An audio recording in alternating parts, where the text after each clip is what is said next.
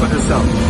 And today we're witnessing putting up of the panels, which is a new technology to adapt to climate change, resistant and more efficiency with our air conditioning system. So I'm so proud for the people in the South to have this world-class hospital here that will be delivered very soon. Let's keep working. Ojo Labs continues its successful artificial intelligence center operation that was established in 2017. The global pandemic simply forced the company to adopt a new work from home model. The company employs over 420 people and is actively seeking additional persons as part of its expansion plans. We've witnessed similar positivity in the business processing operations subsector. Not only were the 550 employees retained by ITEL BPO, but an additional 400 jobs are expected now that the retrofit of the second factory shell is near completion. Even more remarkable, Mr. Speaker, is the plans for a third site that would increase the overall company workforce to 1,200 persons.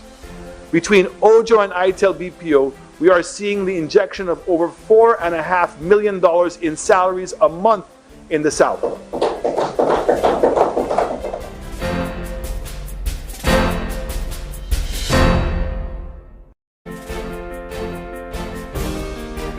In times of crisis, leadership matters. It's about being decisive, yet adaptable. It's about being able to make quick, hard, but calculated decisions. From the onset of this crisis, Mr. Speaker, this government has taken its leadership role seriously.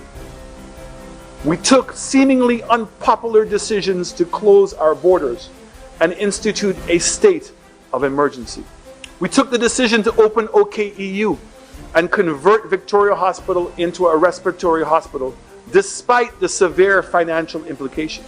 We were at the forefront of efforts to establish appropriate protocols that would enable our borders to be open and our economic drivers to have life again.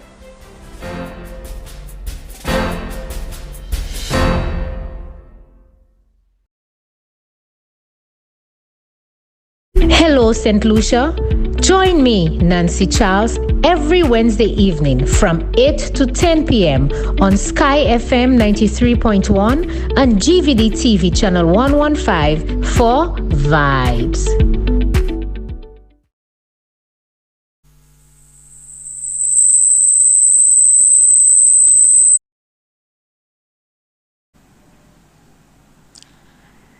Hello, good evening, St. Lucia. If it's Wednesday and you tune in to Sky FM or GVD TV, you know it's Vibes. Very pleased to be with you. Another Wednesday. Last week was a little bit of a departure from the norm. So tonight, I'm hoping to maybe turn it down slightly, but still we're going to have a little bit of a heat in studio today. This evening, I have a very, very important person in studio. And I am often asked, what is the formula for effective political representation? People ask me, Nancy, what does it take to be a great parliamentary representative?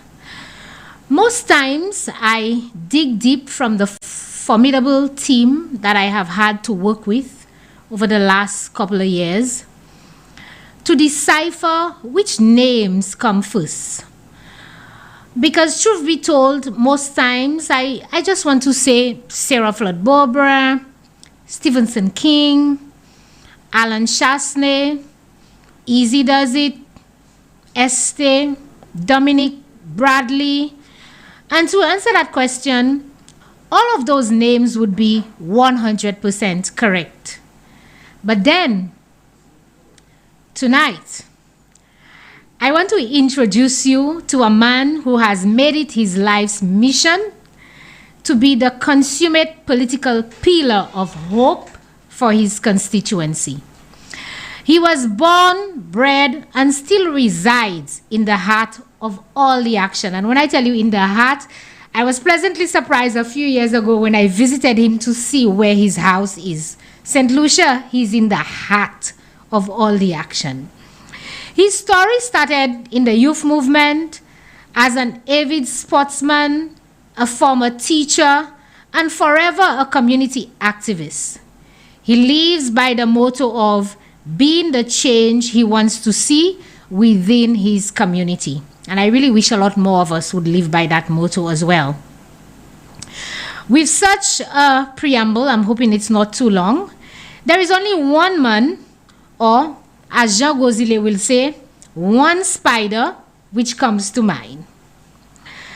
As I recite the formula for political representation, spider brings the pièce de résistance. Now, this is not Charlie and Andre right now, but he does bring that to the quality of experience. And it is through the said experience, love for community and people that over the last maybe 10, 15 years, if not more than that, he has been able to keep his promises by making incremental changes which have positively impacted the lives of all of his constituents. I don't want to steal his thunder tonight because I know he has a lot to say. He's there looking at me smiling. But my guest tonight will tell you about bringing pipe-borne water, for example, to rural communities within his constituency. He will most probably tell you about the much anticipated music studio he promised and is now a reality. Remember the woes of Grosile residents who complained bitterly that the polyclinic was closing at 4:30 in the afternoon? I think my guest tonight will have a little bit to say about that as well, because right now the polyclinic remains open till midnight. And of course, one of the pluses in his enduring formula of effective representation, Bourdieu, this man in the entire political history of St. Lucia, and I think I can say that safely, has had the most extensive road rehabilitation program ever to be undertaken in any constituency in a political term. St. Lucians, my guest for tonight is the man who exemplifies what true representation is, and a man who has shown that experience matters. I would like to introduce you. The song is going to come up, but I will introduce you with his song first. When I heard that, I don't want to tell you what happened. I was driving up to Castries, and then the song was sent to me. I had some young people in the backseat of my vehicle, and that's all I'm going to say about what happened tonight. So let's listen to this song before I bring on my guest.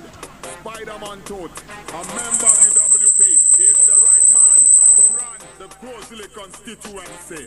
Let it touch, let it touch, let it touch.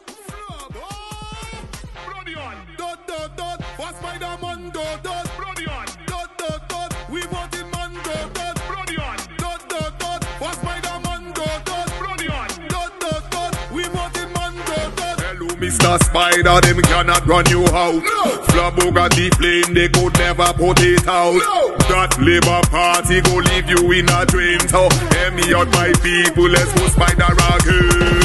Brody on. Dot, dot, dot. For Spider-Man, dot, dot. Brody on. Dot, dot, dot. We want it, man, dot, dot. Brody on. Dot, dot, dot. For Spider-Man, dot, dot. Brody on. Dot, dot, dot. We want it, man, dot, dot. Capestate, web them. Casaba, web them. Grosile, web them. Bossejou, web them.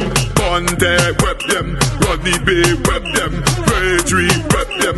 Moshi, we go web them. Hello, Mr. Spider, them cannot run you out. No. Flaboga the flame, they could never put it out. No. This Labour Party go leave you in a drain. So, hear me out, my people, let's go Spider again. Wado Watch, web them. Marisil, web them. Corin, web them. Conivier, web them. Vegas on web them, Kaimaje web them, Monye web them, Manchiro go web them. Brody on, dot, for Spider-Man, dot, Brody on, dot, we want it man, dot, Brody on, dot, for Spider-Man, dot, Brody on, dot, we want it man, dot. Hello, Mr. Spider, them cannot run you out. Flabo got the flame, they could never put it out. That Labour Party go leave you in a dream. So, hear me out, my people, let's go Spider rocket.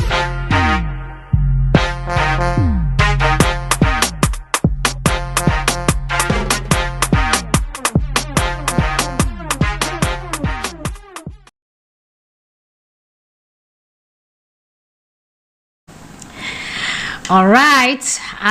You don't want to know what was happening in the studio either as the song was playing, so we will keep that as our secret. But this evening, as I said, we have one of the gentlemen, maybe when I came in as a young candidate into the United Workers' Party, some of them took me under their wing, seeing I was a young female candidate, and Spider was one of them.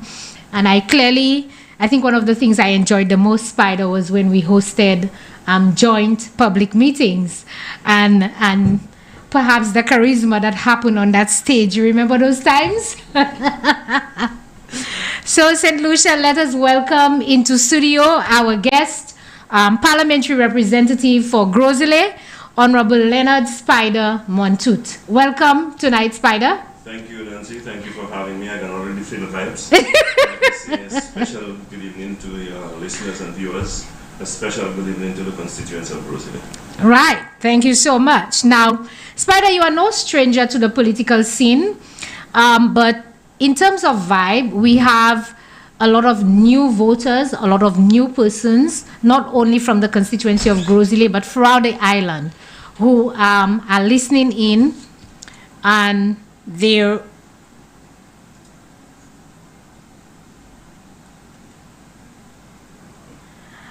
on our program. Oh, I'm sorry. I think we were having some technical difficulties there with the mic, Minister. So maybe you need to say good night again, because I don't think your constituents heard you.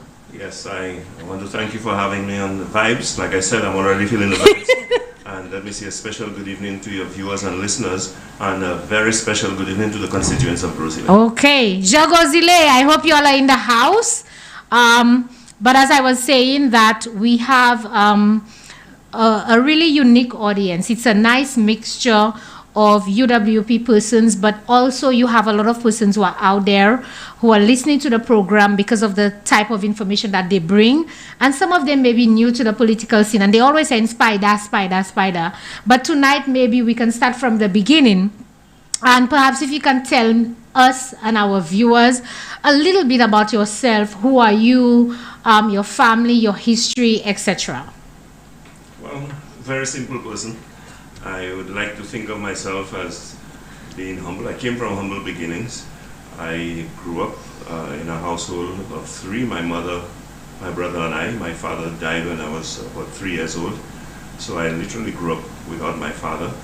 But I must say my mother more than doubled up and played the role of mother and father. And I have to give her tremendous credit for who I am today. This is one of the few people that you hear me quoting all the time. And so, I think I benefited a lot from her strength, from her character, the type of perseverance, the indomitable nature that she displayed, and despite the hardships that she had to go through after my father died, he having been the sole breadwinner, and she had to now go out to work and to take care of us and to raise us. I think she did a fantastic job, if I may say so. Well, I think we can all say so as well. You've turned out to be quite well. It's a pity I didn't listen to everything that she said. So, well, I grew up in Grosile. I did just about everything every young person in Grosile did. And it was no accident that, like every other young one in Grosile growing up in my time, I was rechristened. I was christened initially Peter Leonard Montoute. Right. And of course, the people of Grosile rechristened me as a Spider, so now I'm a Leonard Spider Montoute. So is there a story behind that Spider thing that you want to share? Yes, there is. I mean, in my early teens, I was probably about my height already. but I wasn't as costo as I am now. Oh. You know, so I was very, I mean, some of my friends say I was mega, but let's just say I was slim. Okay. You know, so that made my limbs look even longer than they actually are. And like I remember being stung by a bee one time in the middle of my forehead, you know, and it disfigured my face. And right. And there was this friend of mine, he too had his nickname already. His name is Kenneth Morrill, we used to call him Pussycat. And so he looked at me and he said I look like Spider-Man. Oh, really? And then as the name Spider-Man started, then it became shortened to Spider. You know, there are even some call me Spidery.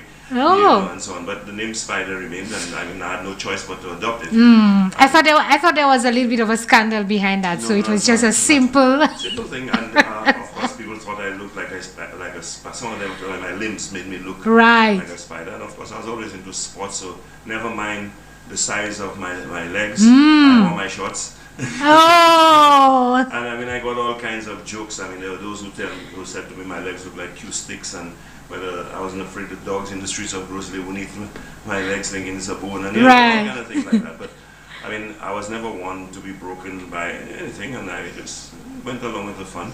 And the name stuck, like I said.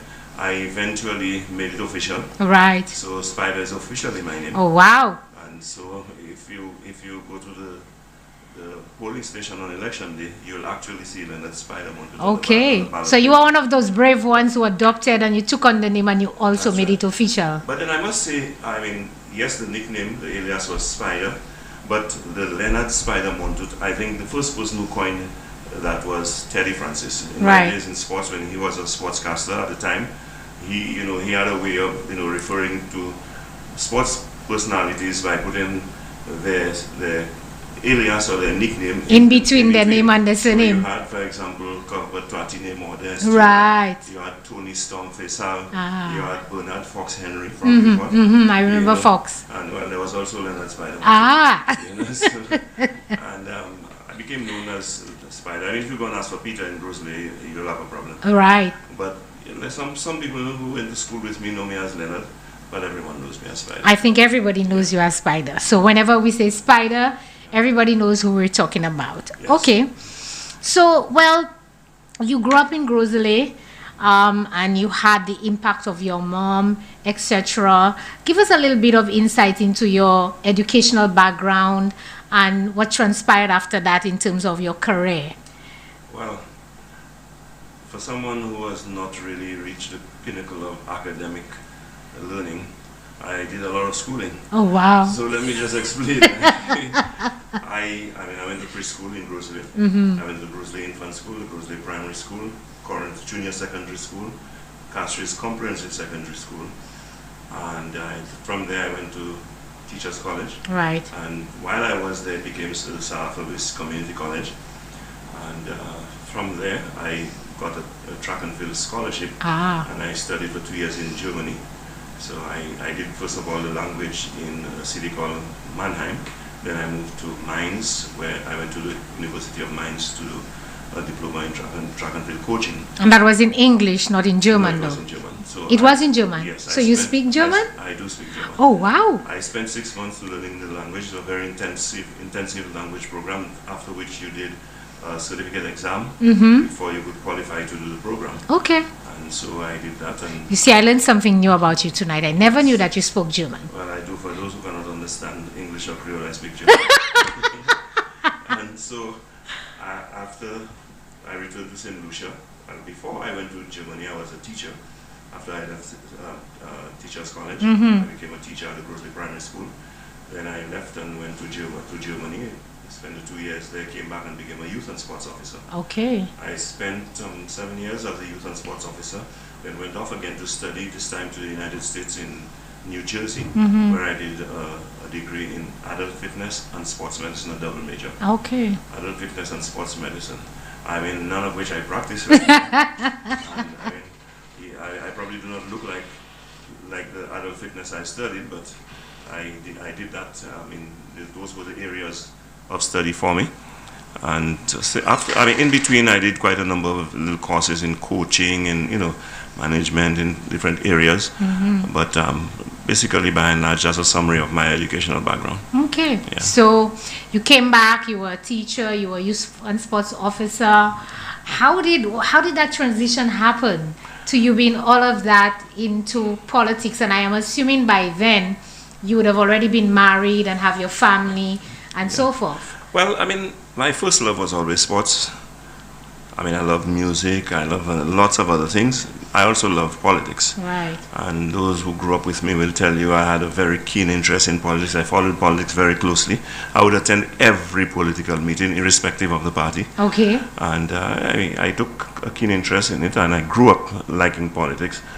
And I mean, while I was studying, I must say, strangely enough, George Bush, not senior, the second George Bush, junior, the son. he had a bit of an impact on me, in the sense that I was in the United States during the time that he started his campaign for the presidency, and I followed him quite a lot. I looked at quite a few of the local television stations where you would see him in a town hall meeting and all of that kind of thing. And my God, I mean, and let's not forget who his running mate was, Dan Quayle. I looked at those guys and I said to myself, if those guys can aim to be leaders in the leading country in the world, what is considered to be the leading country in the world, world power, what prevents me from, you know, I already had the interest. And then when I returned home, there was, in a sense, a vacancy, because at that time the United Workers' Party had just been decimated by the St. Lucia Labour Party. It was a 16-1 situation. Not too many people were keen to declare themselves UWP then. But I mean, I have my convictions, and I think one of the qualities in me is that I speak my mind. I say what I have to say, and I don't necessarily look over my shoulders before I speak. And so it became known that I had my issues with the then governing St. Lucia Labour Party, just like many people, but at that time they were such a dominant force that people were intimidated and afraid to speak out. I started speaking out, and some of my friends suggested at first that I get directly involved. I started thinking about it, and you mentioned earlier I'm the kind who like to, you know, be the change that I would like to see. Like some people suggest you should. And so at first I didn't think of elective politics, but the word started going around. And before I knew it, I was almost shoved into it. And so I embraced the challenge. I took it on. I went into a race when odds were tremendously against me. We were in a situation of 16-1. So that was the 2001 election. Yes, then. and the deputy political leader of the St. Lucia Labour Party was the one running the Grosley seat. He's now Justice Mario Michel. He had won the previous election by almost 2,000 lead. Oh, gosh. And so people thought that was a suicidal mission for me, but I mean, I jumped into the race like 18 days before elections. Oh, wow. Because I had not too long before returned from studying and so on. And not having all the resources that a general election would require and all of that, but I decided what to do what many of my friends and family considered to be a major risk. I went in. I had the time of my life. I really enjoyed the experience. I was defeated, yes, but I must admit, and everyone would tell you, that I performed formidably, better than what was expected. And I thought, you know what, I am not just going to jump in and because of the lack of success just, you know, run away. I decided to stick to it. I demonstrated some persistence. I stuck around, and of course I contested again in 2006, and we know what the history of that was. By then Justice Michel had left the scene. He did not contest that election. Originally I was due to contest against Armstrong Alexis, but halfway in the race he was pulled out, or he bailed out, whatever the case was, and then Julian Hunt was brought back. Of course, he was brought back from the UN. At the time, he was president of United Nations General Assembly, and everyone thought again that was a daunting task for me. And you know, like some people thought that Julian Hunt in the Grosley politics was a giant, and that he was unassailable, and that I didn't have a chance against him.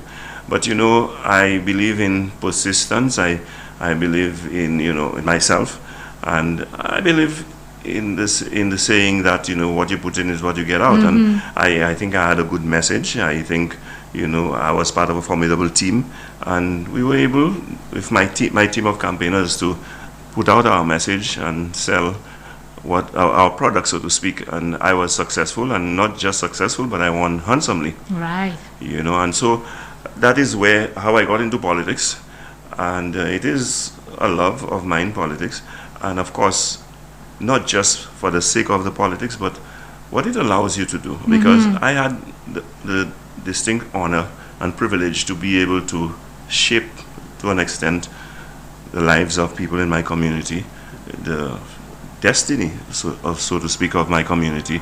I was able to change the landscape of Groseley, and I was pretty pleased with what I had accomplished after my first term in office. Unfortunately, though, and there are lots of question marks to that. You know, I mean, like the people in prison tell you, they never say, you know, they never say, I stole this. Right. They said I stole this. So all I'm going to say to you tonight is that they said that I lost. But they said that you lost, and there is still a pending court matter with that loss as well. I think the People's Court settled that in 2016. The people said, you know what, in a resounding manner. The law is not going to decide on that, so we will decide. Yeah, in a resounding manner.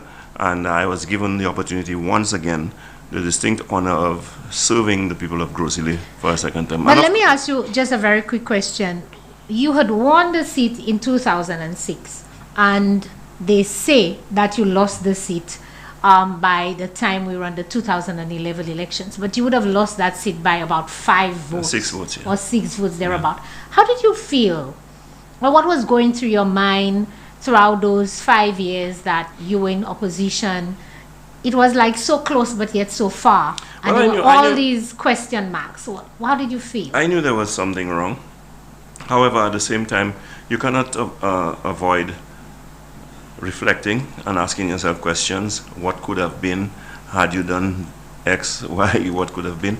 And I mean, I think there was, despite the anomalies and irregularities that existed then, I think there were some areas of complacency on the part of my camp. I think we took a lot of things for granted, and we did not go all out. Even my supporters, to a great extent, were making comments way ahead of election that I had already won. I know that there are many of them who abstained from the polls because they felt it was unnecessary. And we know in politics, I think both of us, because of our experience, we know that election is only won on election day. So no matter what we think, you must also come out and vote. And it is won by votes. It is won by votes, not by support. Even if you support me and you do not vote for me, it does not count. Okay. And so I think that lesson was well learned, and in 2016 we saw evidence of that. Because in 2016, the very same opponent who had won, who they say had won by 6 votes. 6 votes. Was defeated by almost 1,800. Okay. And so, I mean, I think it was vindication. I felt vindicated. And I was happy for the opportunity to be brought back once again and given that privilege and honor to serve Groseley for another term, which is now coming to an end. Okay, well, let's do a little bit of a peek on there. So your opponent at the time, who had won you, or they say had won by 6 votes, you came back and you won by over 1,800 votes. Tell me, why do you think she didn't stay and say, listen, I'm going to stay and stick it out? Why do you think she had to run away from the spider web to a constituency far, far away? Well, I think one, reality set in, and she understood where the people of Groseley stood, and she got the message from the results of the election. I think number 2, when she reflected on her performance, she knew she could not face the electorate of Groseley once again, especially the electorate having my performance to compare to hers. I think there just wasn't a chance, And so she probably felt that going to an area where probably people do not know of her lack of record, a track record, she would fare better. But, I mean, St. Lucia is small. Information is easily accessible. And we will not allow, if there is anyone in Soufrière who does not already know, we will not allow them not to know. Well, I think I want to give you that opportunity now that we're on that, is maybe, just maybe, there are persons from Groseley who are listening right now and who are still double-minded. They probably have not made up their mind. Even before we go forward to your record, and perhaps the people of Soufrière, it's an opportunity for you to help your colleague as well in Soufrière. Can you touch on perhaps the lack of representation, some of the things that did not happen, or some of the disappointments that the people of Grozile shared the last election, which is why they gave you that resounding support? Well, I think at the end of it, you see, people can easily take things for granted because a lot is happening, a lot is being done, and people think that's just automatic. It's not. And so I think they had an opportunity, like I had asked them to compare, contrast, and then choose. And that is what they did. And in making the comparison, they realized a lackluster performance of my predecessor. And so even there were areas where we had started projects, like the Grozile Human Resource Development Center. Right. Okay, and after 5 years, she had not completed it. I mean, it took my return to office to complete it and to, establish the various, amenities that are there, the theater, the music lab, the training room, the conference room, and so on. So you had started that project. Yes. And it took, after 5 years, Yes. it took you to come back. Right. And I think it was a lack of vision to have abandoned a project like that. That is so useful and can make such a difference in the life of Grozile, especially in the area of creative industry, in the area of training, and in providing opportunities for young people. And so this is one of the things that I think, was glaring about her lack of performance. When I listed the projects, the major projects that I had done, I think at the time I was able to show over 90. When she listed her projects, it was about 45. Now, there were two major projects, the Grozile Market and the Grozile Early Childhood Development Center, and everybody knew those were my projects. Right. We had just not opened it officially. She got the opportunity to open it officially, And she claimed it.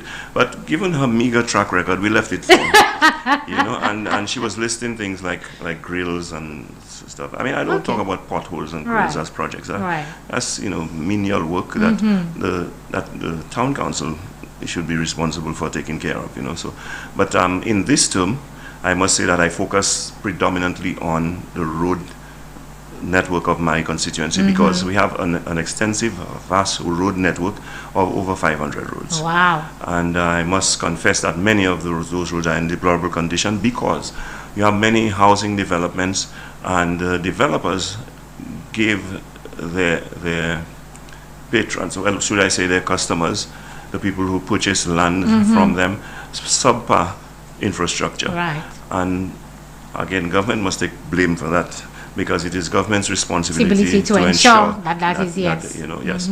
And so, given the subpar infrastructure, deterioration took place quite rapidly, and in no time, these people were dealing with very poor road conditions. And so, I made it a point in my campaign to indicate that I would address and attend to the needs of my constituents as far as road development is concerned. And so I set about trying to make a dent. I did indicate that given the number of roads that I would not have been able to do it in one term. However, I'm proud to say now in retrospect that I in fact made a dent, and you in your preamble, in your introduction, did indicate that I have done. I think you've been very modest to yourself in saying that it is a dent because, I have a little mug in front of me there, and if you see this little crack there, that's what you call a dent. In as much as you're saying you have over 500 roads, I think everybody from St. Lucia who travels Grozile or who comes up to the constituency and who drives around to see friends and family would certainly agree with me tonight that this is more than a dent. Well, you see, Nancy, I will agree with you that it is more than a dent in the sense that, it has never been done before. It's unprecedented that we have had so many roads upgraded in one term anywhere in St. Lucia. But I say so because I'm mindful of the fact that there are still many more roads to be done. A lot more. And I'm hardly ever satisfied. I'm not a perfectionist, but I'm hardly ever satisfied until, especially when it comes to your constituents, right? That's right, and so, my colleagues will tell you, they take issue with me all the time that I'm still asking for more, but I ask for what my people deserve. Right. And so, all I want to say to my constituents is that, look, in this one term, I did about 70 roads. And I don't want to put any blame on COVID. You're not going to hear me make COVID an excuse for anything. I'm saying despite COVID, I was able to do 70 roads. I doubt, that fate would bring around another COVID again. I hope not. Can you imagine if I have a term without COVID? Oh. I just want to say to the people of Grosley whose roads have not been touched as yet, your best bet is with Leonard Spider Montoot. Okay. You know, so like one person referred to me, you know, as a roadmaster. If you bring me back, your chances are good to excellent in terms of getting your road done. And we have a program as a government to ensure that that is done, because everything is predicated on the availability of resources. We as a government came up with the innovative idea of deciding that we're going to put a gas tax in place specifically geared towards road improvement. And I will always make the case that my constituency pays the lion's share, you know, of the taxes. So as a result, I'm not too sure how you came to that conclusion, but I'll let you slide with that your constituency pays the lion's share. And maybe perhaps it's because you also have the largest constituency in terms of voter population. I think in terms of demographics, Suazel Saltibus is larger in area in terms of square footage, but your constituency in terms of population is the largest constituency as well. And so while Suazel is the largest, we are among the largest in terms of space as well, you know, but certainly by far, because the second largest constituency is Kasri Southeast in terms of numbers. But we have at least 10,000 more voters than Kasri Southeast. And so you see, that is what I have to grapple with, and you know, it is a tall order, but I have been able to manage it. I'm saying I'm one of those who have been advocating for the splitting of the seat into three. That was a proposal made by the previous administration, which I support. I think Grosley will benefit tremendously with that development, and Grosley will get even better representation, provided that they choose the right representative. They are in a position to get better representation in terms of a more equitable distribution of an allocation of resources to Grosley. So I am pushing for it. I'm hoping that come what may, in this coming term, that will be an undertaking. I think your colleagues who are listening right now would be saying, "Well, me see Spider Palace this and Spider's a broken record." Well, you know, you have to, you know, drive it until it gets home. You know. Okay, we will be taking a break, but before we take the break, I just want to ask you, what drives you? You've been in this thing for what? Let's say 15 years 20. Now, 20 years. This is going to be 20 years now. And one would perhaps assume that you've spent the better part of your youthful life in politics, giving, serving, and so forth. Your children are perhaps all grown up now and so forth, but yet still you are persistent and you continue to want to serve. So what is it that drives you? What motivates you to continue along this journey, along this political path? Well, the desire to serve, the satisfaction that I derive from making a difference in the lives of my people, and the love, support, and prayers that I continue to get from the people of Grosley. You see, because in terms of when will I stop, I think the people of Grosley will have something to say about that. I mean, they will be involved in that determination, because I still have the passion, I still have the energy, I still have the vision, and as long as I think I can still make a difference, I can still create an impact, I will make myself available. And so it is a question of keeping at it until the job is done. Well, I heard you say the love, the vision, and everything. I didn't hear you say anything about the money. So there's no money to be made there? Well, I will tell you, if there's money being made in politics, I'm not one of those who was fortunate.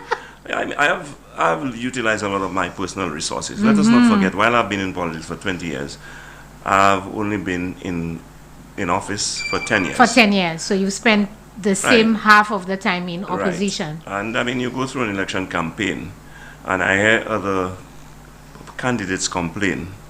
Well, listen to what the candidates in Grosley have to say. You spend by far a lot more money than the other candidates throughout the island. I mean, just take T-shirts, for example. If you're going to provide T-shirts, the sheer numbers alone will tell you need. I mean, the size of my constituency, and while Bradley will have something to say about the number of posters and flags he has to put up, because of his demographics, it is even more pronounced for me, because there are areas he doesn't have to, because nobody lives there. Right. You know, but in almost every square footage in Grosley is inhabited, you know. So I you know, it is an expensive undertaking, and I'm not into the big business arena, I have to tell you, my candidacy and my campaign is being financed by ordinary people like myself, and the bulk of it comes from me. Right. I mean, I've had to dispose of my personal resources to fund, the expenses of my campaign and so on. And I mean, I can do otherwise, but I have to tell you, I have no regrets about doing so, because, you see, up to this day, I can sit here and tell you I'm my own man. I'm not beholden to anyone, and I'm not compromised as a result of anyone, buying my way through for me. Right. And so, to a great extent too, I mean, with the limited resources that I have, I believe I have been able to make up with the message that I deliver, with the plans that I put forward, with the vision that I have for Grozile. So essentially, it's not about money to be made, and I thought it was important to ask that questions, because a lot of people out there have also been making accusations or allegations because they think it is a money really that you make when you're a politician or when you're a parliamentary representative. Well, but you can say from your experience that you have over 23,000 voters now, and at least, let's say, half of that population of voters expect something sometimes from you. They are in need. There are people who are sick, people who have to go for surgery, etc. And people expect, as the parliamentary representative, you need to be able to provide that support. And then the meager salary that you get, you have to now take care of your responsibilities, your mortgage, your home, your family, and still be able to say to your constituent who comes to your home because of where you live at 6 o'clock in the morning to say, Monsieur Minister, and you can't let that person go. So sometimes, even if it's the last $20 you have to push your hands in your pocket and to give. Yes, but in part, politicians are responsible for the bad rap that we get as well, because the things we say about each other, right, for the sake of gaining political mileage, creates that notion like that general public has about us. And like you quite rightly indicated, you have a situation, and that is why I advocate strongly for a better social safety net program in this country, and a more targeted one at that.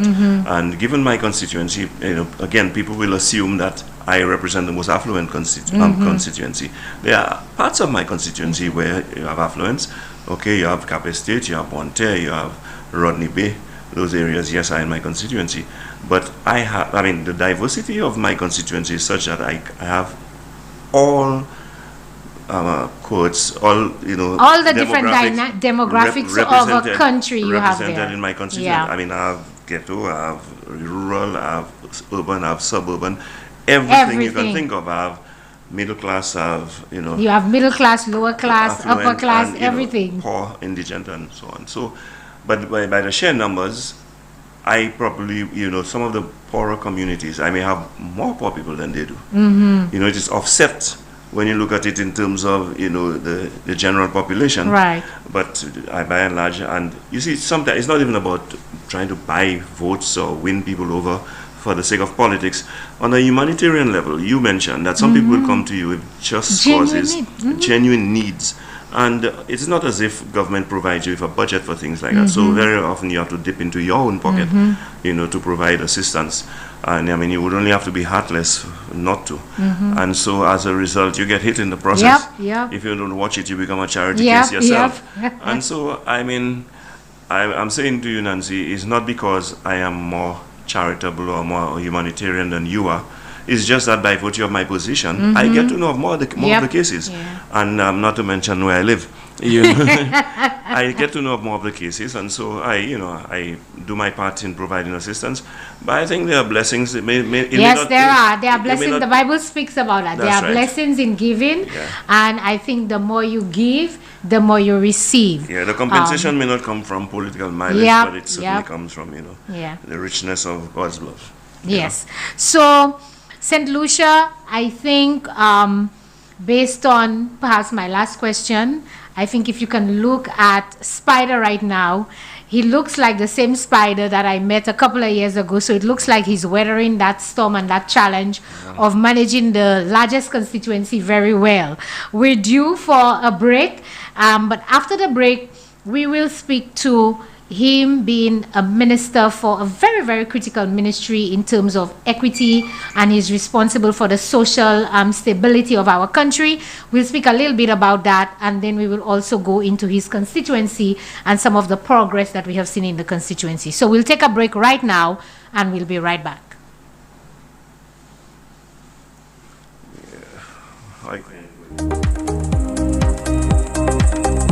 Mr. Montwood has done a lot for his constituency. In terms of education, I feel like Mr. Montwood has done a great job. He has supplied his constituency with supplies to go back to school, notebooks, pens, paper. Also, he gives backpacks to the students of the communities. On that note, I feel Mr. Montwood should be re-elected again. Let's keep working, let's keep moving, let's keep working.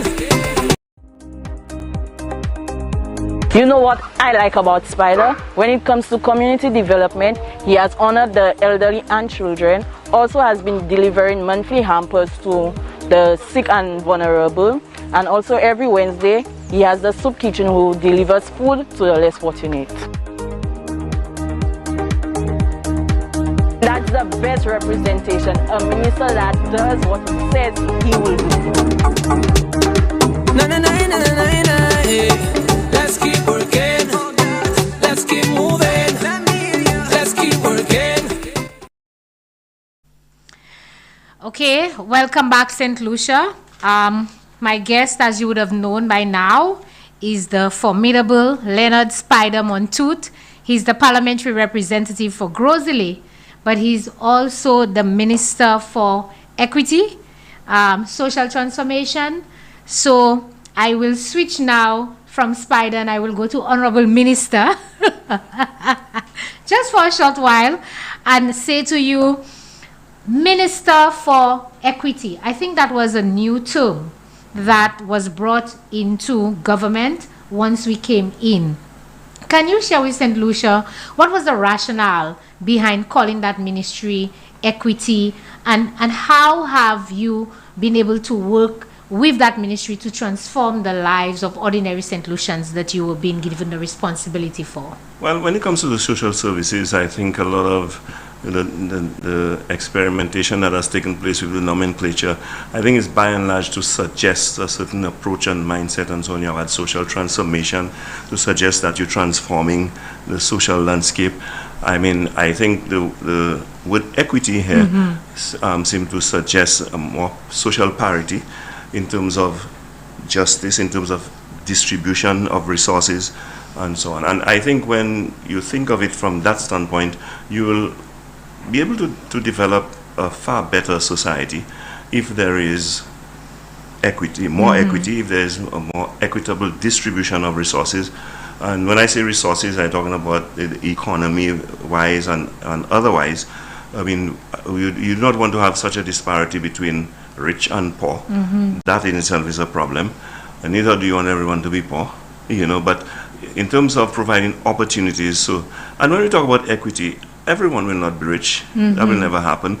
But to the extent that you're prepared to extend yourself, to the extent that you're prepared to make sacrifices, to the extent that you're prepared to take advantage of opportunities, those opportunities should be available to just about every and anyone. And that is what it is all about. And I mean, equity has always been a buzzword for me. Yes, I mean, given yes, the fact I see you smiling because I represent a constituency like Grosile, and I remember in my first term of office, I kept saying there's a difference between equal Equality, distribution and equitable distribution. All right. And I have always advocated for equitable distribution, you know, especially when it comes to resources for constituencies. Right. And so I believe that this is a very important ministry, because let us face it, despite our best efforts, there will be those among us who cannot fend for themselves, whether it be through disability, through aging, or other Just unfortunate social circumstances. yes.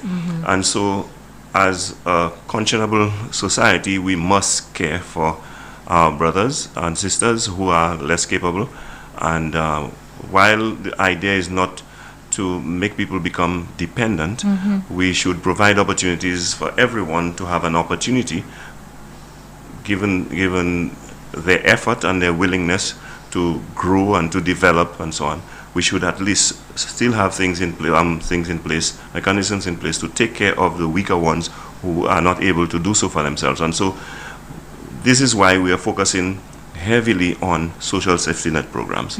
And those social safety net programs will take care of the poor and indigent in the sense that those we mentioned, like disabled, aged, and so on, who cannot fend for themselves, we'll take care of them. But those who are poor and indigent, who are capable of coming out of that category, we provide them with the training, the education, the wherewithal. So they don't remain totally dependent. That's right, to graduate to out of poverty.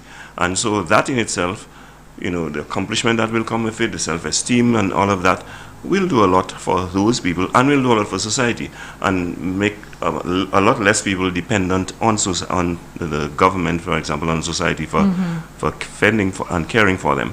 And so I believe that to date, government does quite a good job, but I think it is too scattered. There are many social agencies and there are many overlaps in the services that they provide, and as a result, we also have a situation where there's a lot of wastage of resources. I don't think, having too many agencies providing the same service is, a situation where you have the maximum efficacy. So you're thinking that there should be some sort of a consolidation of those organizations who have the same objective? Yes, and that is why when I first got the opportunity as Minister of Social Transformation in my previous tenure, I moved toward amalgamating some of the social services. So you had Basic Need Trust Fund, you had Poverty Reduction Fund, it became St. Lucia's Social Development Fund. So that's what we call SSDF. That's correct. And St. Lucian, so that was an initiative undertaken during your tenure to amalgamate all those together. And of course, that brought about quite a lot of savings because the administrative structure of that one organization was less than it would have been for two. For all, yes. And that extra money could be utilized for the same people that we intend to serve and that we say we are serving. And the SSDF is still there today. That's right. You must see. That's right. And it provides a lot of services. And, the problem, though, is to fund social programs. And it is difficult because it's a juggling act for the Minister of Finance. I mean, I will not stop putting my pressure because I want what I need for my people and I will continue to ask for it. But, I mean, if you have to be objective, the resources must come from somewhere. And you can imagine, having to prioritize what you spend where and so on. And just about every area is important. Health is important. Education is important. Infrastructure is important. I mean, just name it. Agriculture is important. All of it is important. And so everyone is making a case for that small slice. So sometimes you don't envy the Minister of Finance at all because everybody is coming up, to make a case for their particular ministry or their area. And now the Ministry of Finance have to juggle. But what I've tried to do, though, and I'm also Minister responsible for local government, by the way, and what I've tried to do is to, in coming up with my proposals, come up with ideas from which the resources can be generated. So, for example, we talk about local government. I think local government can do a lot more in providing and serving the needs of people at the community level. But again, the funds have to come from central government. So I'm looking at property taxes, which was not collected in the last 5 years. St. Lucian's got a 5-year break on property taxes. We did. We're very grateful for that. I'm very grateful for that. But at the same time, I mean, we'll get back to the point where we're going to, within reason, charge property taxes again. And I'm advocating within reason because we want it to be affordable. But at the same time, we want people to see the benefits of paying those taxes. I mean, just to reiterate the point, I have heard a lot of people speak about taxes, and the issue for them is not that they do not want to pay taxes, but they want to be able to see some of the direct benefits of them paying the taxes. That's right. So when you speak about the property tax within reason, what you're advocating for is that if we are going to institute something like that, then you want to be able to see the direct benefit to the residents of the community. I think if it's affordable and if people can see how it redounds to their benefit, there will be greater compliance. And I am suggesting that the local government entity in the constituency, that is the Constituency Council, should be involved. I think they should be involved in the actual collection of property taxes. And I'm not suggesting or advocating for a moment, that would be great for Grosley, but I'm not advocating that they retain all of what is collected. Well, you don't want to be misconstrued. You don't want anybody who's listening to this show right now to leave the show and to say, Selma, spider your VMA property tax, because just so you know, I think one of the policy position of the opposition that they have mentioned is that they will remove entirely property tax. But you can remove what's not there. Okay. We have not property tax. You see, that's the bluffs that politicians go. I mean, you cannot remove what's not there. There's no property tax for the last 5 years. Right. We removed property taxes. You know, they're not removing it. I mean, and so I'm suggesting that if property taxes within reason is collected and a percentage of it is retained by the Constituency Council, that will go a long way in funding local government. That's right, and giving some power to look to local government so that they can actually address some of the needs on the ground. So, Minister, you're going down along the same lines as the Prime Minister and your administration as well, in terms of looking at creative ways to finance some of the things that we need, that you do not have to depend on central government or loans or borrowings in its entirety to fund certain things. Well, Nancy, you're looking at Nancy, you hit the nerve there. Let me just explain to you what I have in mind for Grosley to resolve that kind of problem. Okay. I'm looking at the Grosley Development Foundation. Now, first and foremost, the mandate of the Grosley Development Foundation is to guide and direct the development of Grosley in the area of economics, culture, and infrastructural development. Now, and all of which will lead down to human development. Now, we're looking at, say, for example, a 25-year plan for Grosley. And I've always advocated that it is not the healthiest situation that you have a politician coming with a 5-year plan, which is a short-term plan. And if that politician is unsuccessful, his replacement will come with another 5-year plan. And resources are being wasted and squandered in that process and so on. But if we have a plan that Grosley agrees upon, whoever comes in or whoever is in the contest will have to tell you how they can best implement that plan, not change the plan. Now, I think we'll benefit a lot more. You're not going to have a situation where you start a human resource development center and that 5 years is later universally accepted as a necessity, and another representative, through their own whims and fancies, decide to abandon that project, and you lose 5 years in the process, until someone else who has the vision for the use of an institution such as the HRDC will come on to finish it. So I'm suggesting that not only do we put that institution in place, the Grosley Development Foundation, but we empower the Grosley Development Foundation with the ability to generate revenue. Okay. How do we do so? In a number of ways. One, we have the Grosley Bay. If you observe, despite the fact that you have the IGY Rodney Bay Marina, there are quite a number of yachts anchored in the Grosley Bay. Even today, with COVID, there are at least 30 yachts anchored in the bay. Right. Even during COVID. So normally, you probably have 100 yachts anchored there. They anchor there at no cost. No cost. I mean, a small fee can be charged, and the other thing we'll do, put moorings to ensure that they do not destroy the coral reef, thereby dropping their anchors. We charge them a small fee that can go to the Grosley Development Foundation to go toward the development of Grosley. Okay. So that's not an additional tax, because this is money, that's potential revenue sitting out on the waters that you're looking at. How do you harness that? That's right. You have a lot of foreign investors, and we get a decent share of foreign investors in Grosley, the hotels, for example. Right. I, as parliamentary representative, I want to see that we get a greater share of what the foreign investors bring. So, I've discussed it with the Prime Minister, Ministry of Finance, and they have agreed on that policy that with the advent of a few new developers in Grosley, like what is going to happen at Rodney Bay, the redevelopment of those hotels there, part of the fee that is charged, like the head tax and so on, a percentage of it will go to the Grosley Development Foundation. Wow. So if it's an extra $1 per person, and that will go a long way. That will amount to millions, in a year, and so on. We have a development like Cabot. They too have to pay into that fund. Right. when we develop the Dauphin Heritage Tourism Site, there will be tours, there will be visits paid there and so on.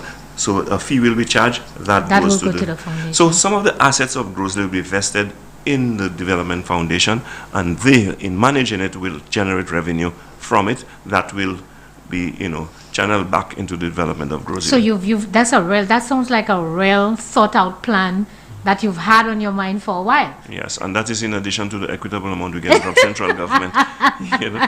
And so, Grosley requires a lot for its development. The people of Grosley pay a price for the development that is taking place in Grosley, so they have to benefit as well from the development. And so that is why, even when it comes to the kind of development we're looking at, we want to know that, yes, we're going to make provisions for foreign investment, but by and large, we're going to make the landscape more fertile for local, especially small and medium-sized business people, to benefit more from the tourist dollar. So essentially, it's more or less that you putting in place the necessary resources, not only for the physical and structural development of the constituency, but also for the human development of the constituency. Very much so, because, truth be told, Grosley has always enjoyed great infrastructural development under the UWP. But can I make a confession? St. Lucia in general as well. I can boast of that. I'm speaking of Grosley specifically, and that is the place that has enjoyed the most infrastructural development. If you want to argue with me, let's talk about the marina, let's talk about Pitch and Point, the causeway. Just name it. The whole Rodney Bay area was a swamp. And now look at it, it's a prime real estate now. And so I'm saying that while all of that took place, I do not accept that we in Grosley benefited sufficiently. Now I'm looking at a different approach where we, the people of Grosley, will be at the heart and center of that development in terms of benefiting from it. So that's one of the plans that you have identified in moving forward. You're saying to your constituents that 5 more years of Spider, this is one of the plans that you have. Yes. Do you want to share with us perhaps, because time is of the essence and I also want to be able to take some calls. So do you want to be able to share with us perhaps maybe 1 or 2 other plans that you have for the Grosley constituency, so the people who are listening right now can determine and decide, okay, Spider again. Since we're talking about institutions, I'll continue with institutions. The Grosley Credit Union is an idea I've been advocating for a few years now. I am pleased to say it is actually in the making right now. We have a consultant who is working with us in trying to ensure that I'll tell you, Nancy, so explain to me how that works, because I'm a member of a credit union. Well, you see, it's called Farmers Credit Union, free advertisement Farmers.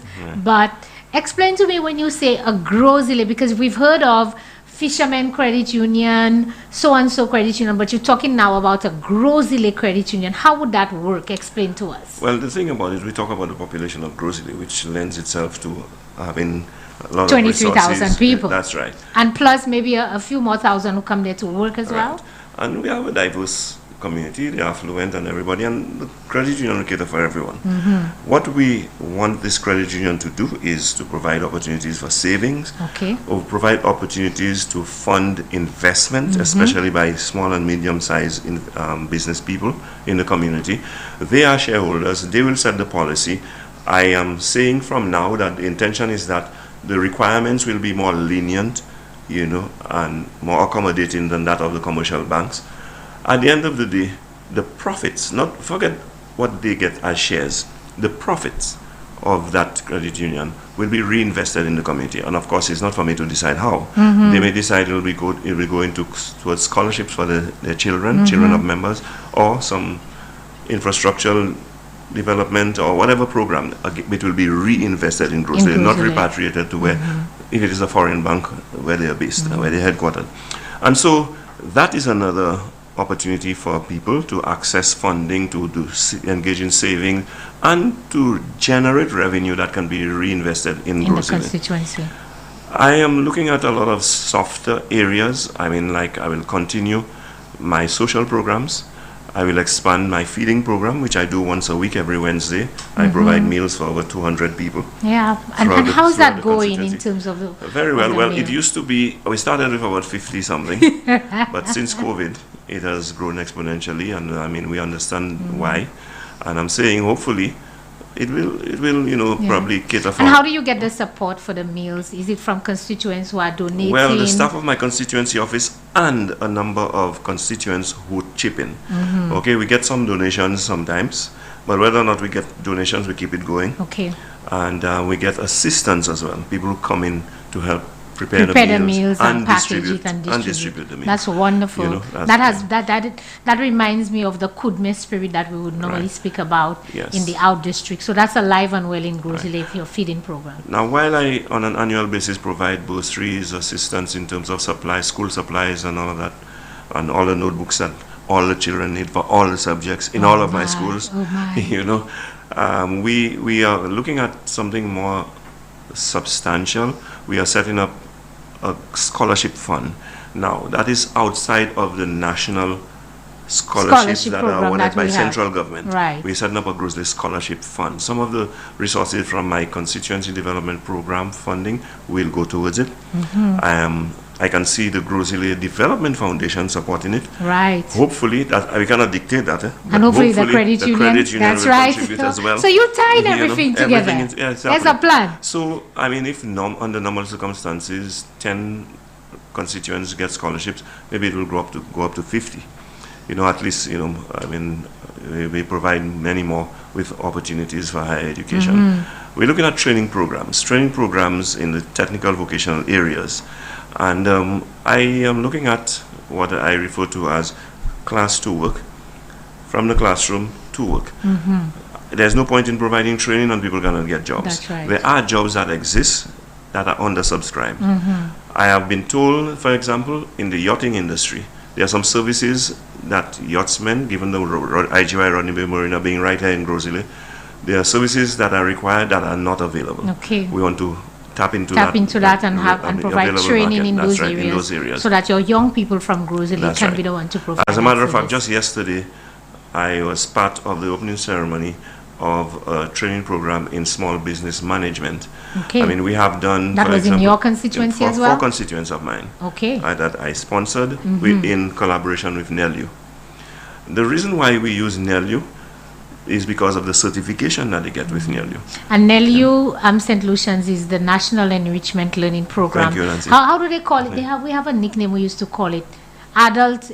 It was adult literacy and teaching people after hours how to do certain things. So just so you understand, when we say NELU, the sewing program, you have cake decorating, different CXC classes, etc. Well, that's what it entails. I remember we had a course in electrical installation. Electrical, plumbing. I remember that graduation, there was a girl who was part of that class. And I remember at the graduation, I presented a gift to the graduates of a kit to start them off. Right. Well, somebody told me what electricians need to start off. Screwdrivers, whatever, So it's not like you really knew. All right. We're glad you made that disclaimer. So, and these are the things that we do to start them off. Now, just as they need tools to start off, some of them will go into business with the skill that they have learned. Right. They need resources to start off. So there comes the credit union. So, Spider, are you building a web it is all about Grozile and tying everything together? It's all about the Grozile wide web. And so that is what it is about. One tying into each other. It's a global, holistic I absolutely love that. Plan for the development of our people in Grozile.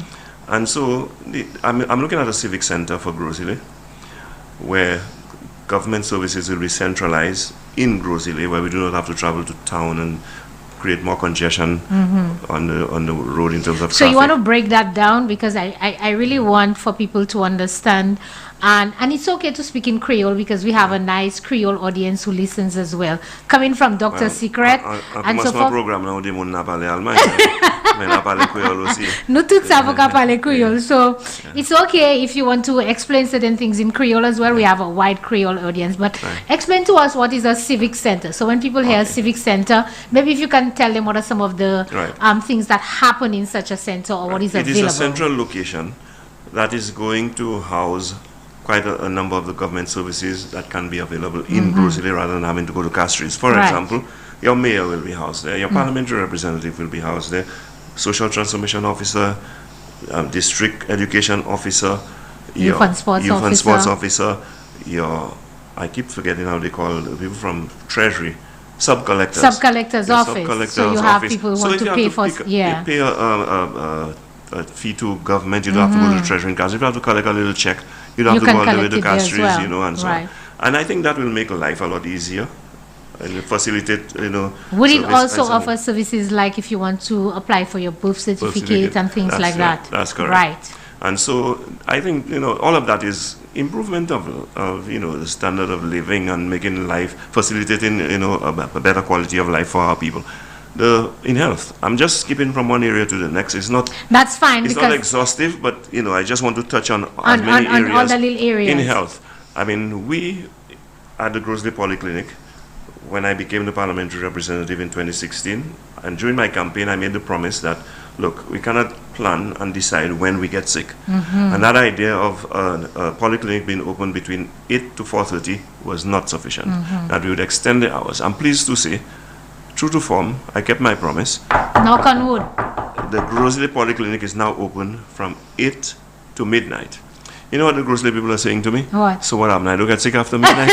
You know? And I agree. I think they sound You like know? you, Spider, You because know, remember saying, earlier you said you're never satisfied That's right. for your people. So your people Yes. have taken on that attitude. And I agree.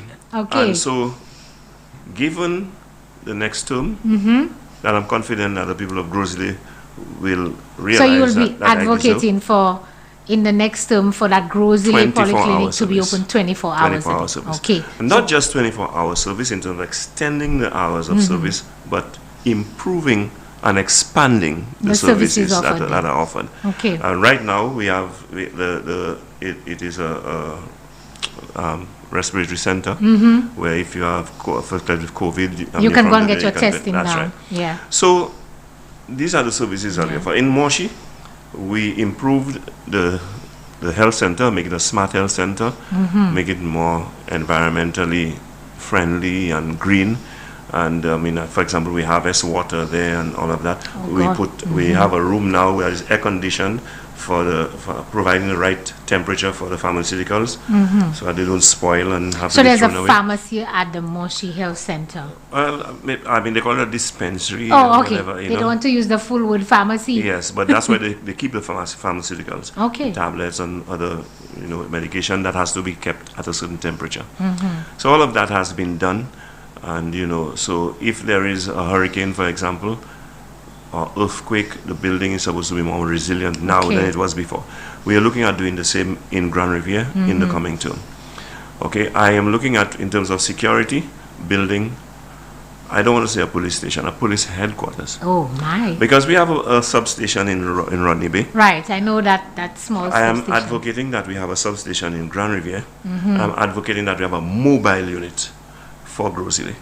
Mobile unit for So, Grosley. Tusha, and are Aspen. you listening to all these plans? I mean, I'm hoping that some of the callers tonight will say they want to move into Grosley. Spider, you tried. I don't like to move away from the south where I'm at, but you're tempting me right now. Well, no, we're not invited anymore. We have more than our fair share already, because that makes it harder to improve the standards for those that are Some already people there. may be coming in and be too demanding. That's right.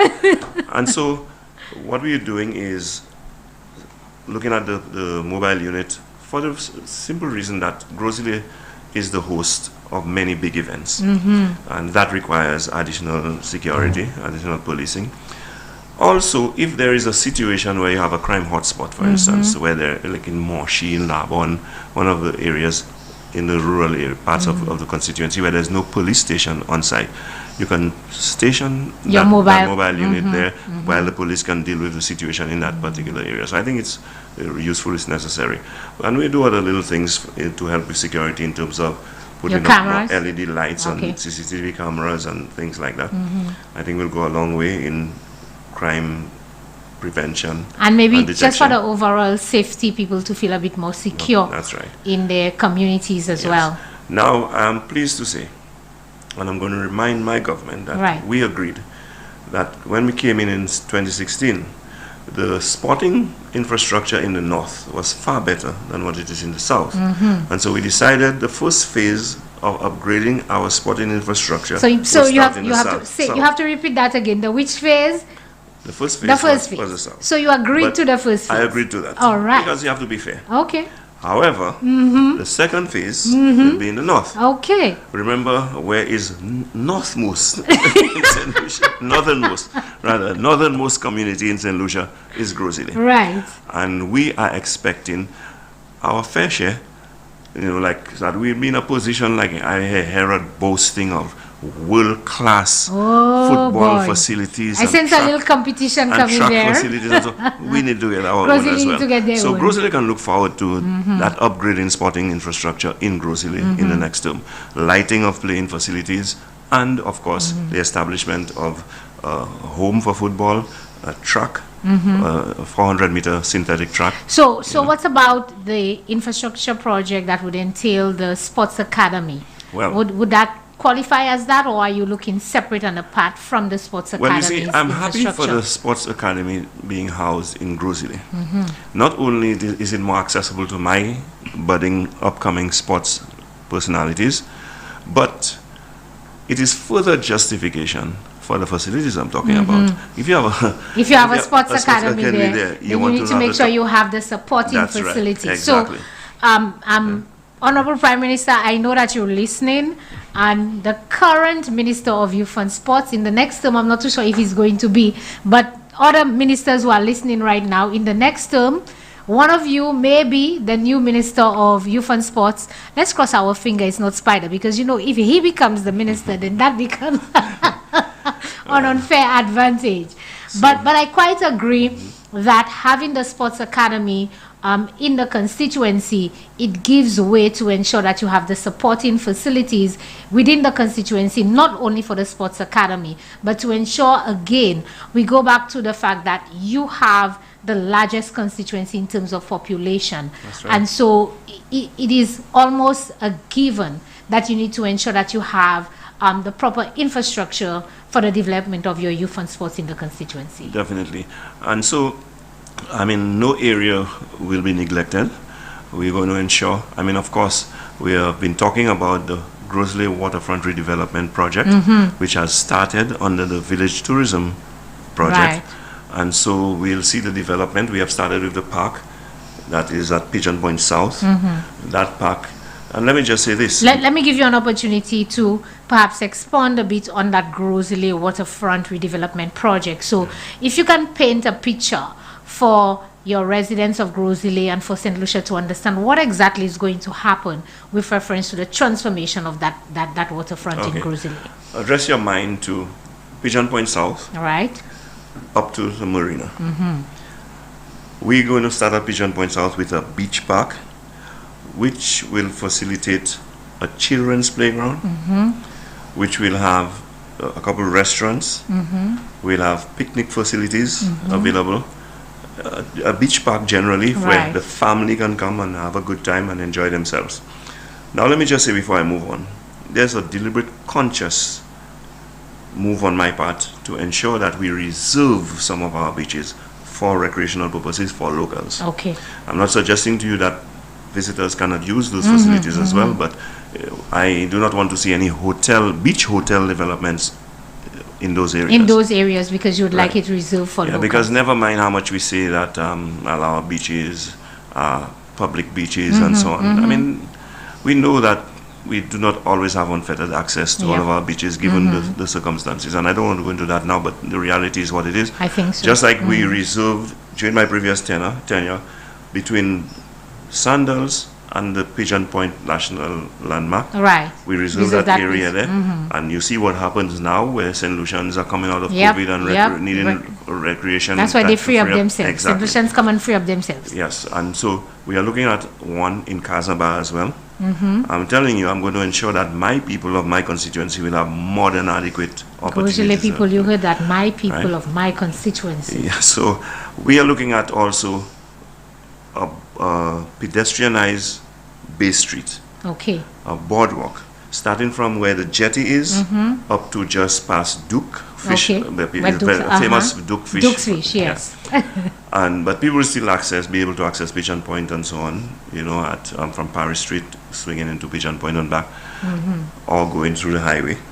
And so when we pedestrianize Bay Street, what we want to do is to have, because not many people live on Bay Street. Okay. Okay, then, but the properties they are locally owned, most of them, 1 or 2 crown. We want to work with the landowners, and if they are not business people themselves or not interested in investment, they can use their property as equity, put it up so that the investment can be done. We want to invest in pubs, restaurants, craft So you just shops. want to make it almost like a Yes, guest the entire houses, street, right? guest houses and so on. And so on the front. priority is going to be given, you said, to the residents who are there as to what they wish to do with their properties right. because they are along that street That's already. right.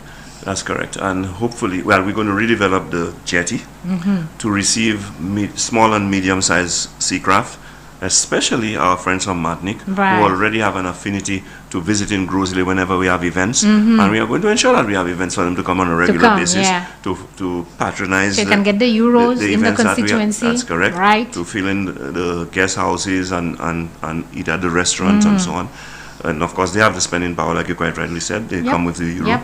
And so we're also going to have, for example, during the day, when the cruise ships come, and I'm not trying to take anybody's business, but when the cruise ships come, those who wish to go to the beach to sunbathe and to participate in water sports and everything like that, I mean, already the Rodney Bay beach is congested. Right. Because you already have the guests from the various hotels. There. Yeah, so they can come to So Grosley. you're creating that space So again. that is additional commercial activity during the week, during the day. And those people, of course, will have to eat. They will need chairs, restaurants are there, umbrellas, exactly. craft, So vendors all and the everything. trickle-down effect of that type of development is going to trickle down to Yes. the residents of And Grosley. so let me just say that, our plans are advanced. We have already submitted it to the Village Tourism Unit for consideration for funding by World Bank. Right. We have already begun the process by gaining approval from the Ministry of Transport, the Department of Transport. To pedestrianize to the pedestrianize area. the street, Oh gosh, and that's, all of so that all already. of that is already insuring. So should I sound a warning Yes. to people from Grosley that they do not make the same mistake they did the last time? No, in 2011, yes, no. because Do then not you know what? disrupt. What will happen is that this whole process that you've started will stop, That's and then right. it will take for you to have to fight to come back and Right. then to. Okay, Right. so Grosley The people take progress note. is taking place, is going on smoothly, do not disrupt it. That's it. All right. That's the message. Ici, bon, di bon. Dibo, Si bon, quitte bon. si pa croise, pa manger. Pa manger. That's right. So, at the end of the day, we're also looking at the East Coast. And we have a very rich history in Dauphin. Dauphin was a major town back in the day. And that's an area I need to During the visit French because I have to settlement. admit I've Yeah. never been to Yeah, Dauphin. during the French So I settlement. need to go Let me there. just tell you how major Dauphin was. Grosley, what we know as a town now, was a quarter of Dauphin. Oh wow! Babono, okay, where Ezekiel has what he wants to call a village now, Right. was a quarter of Dauphin. So Dauphin was a major town. Okay. And so we want to make Dauphin a historical heritage site where people can visit.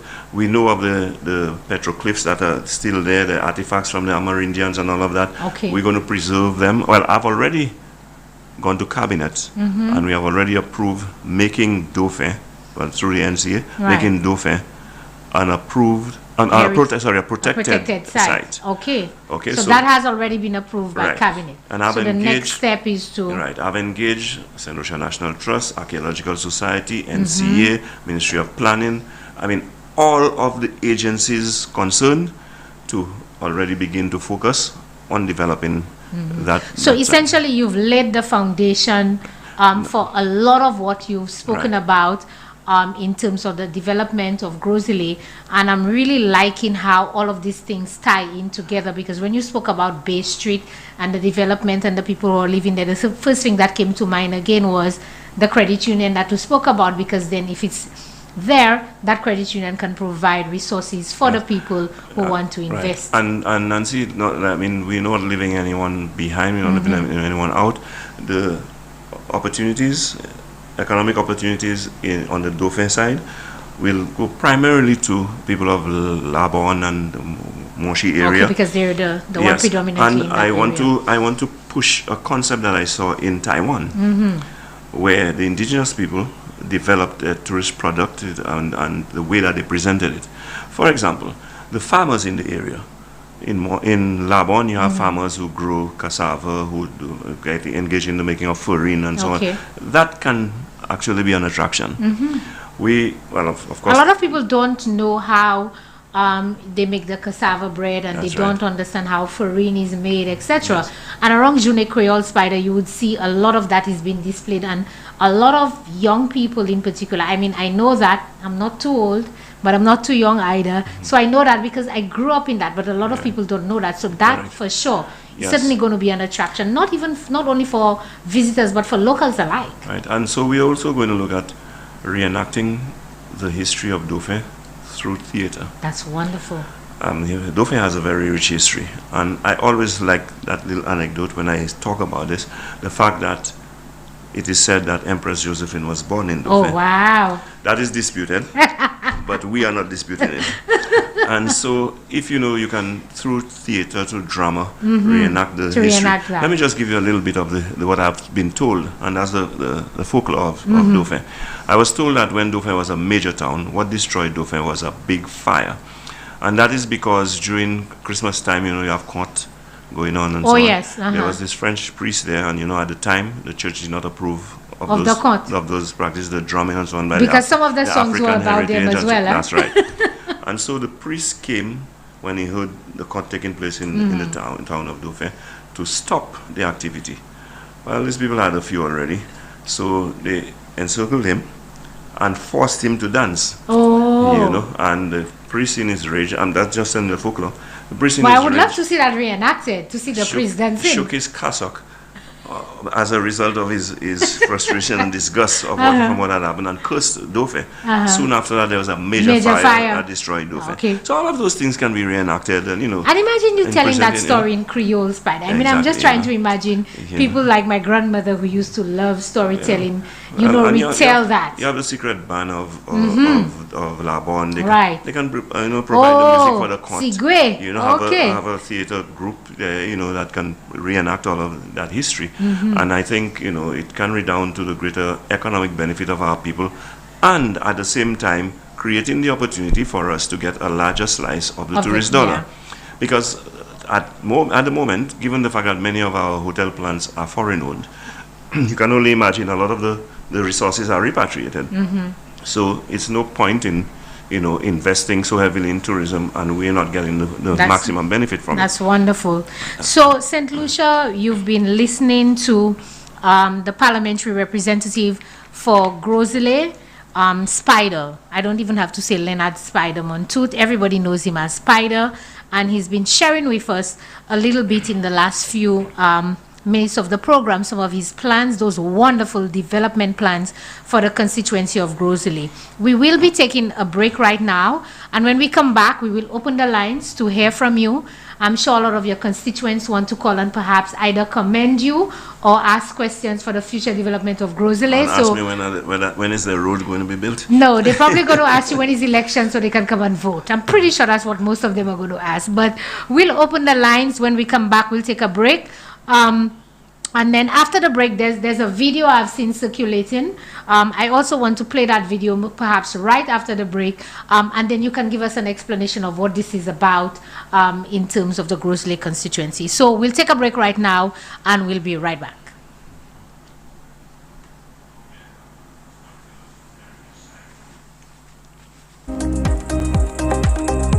You know what I like about Spider? When it comes to community development, he has honored the elderly and children, also has been delivering monthly hampers to the sick and vulnerable, and also every Wednesday, he has the soup kitchen who delivers food to the less fortunate. That's the best representation, a minister that does what he says he will do. Na na na na na na na, yeah. Let's keep working. Let's keep moving.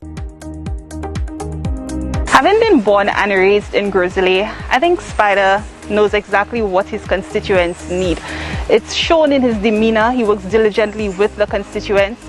I know that he knows what we need, and he has proven that by the work that he has done. His representation is definitely representation that we can trust, and as we know, there are certain things that he has promised and he has delivered in terms of healthcare, youth development, youth empowerment. Personal example for me as a Corinth resident, the Corinth Road. You would realize that road was really filled with potholes and it was a roller coaster drive. Now I get to save money because I have a carpet to drive on and I don't have to spend money in parts. So I want to thank the minister personally for, you know, repairing the Corinth Road. Let's keep working. Let's keep moving. Let's keep working.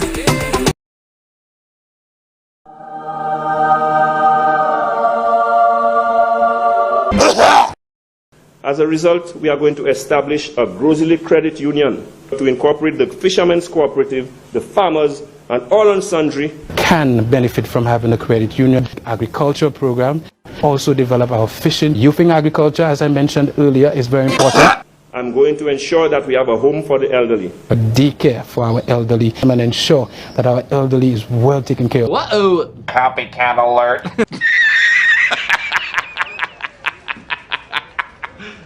You serious? Let's keep working. Let's keep moving.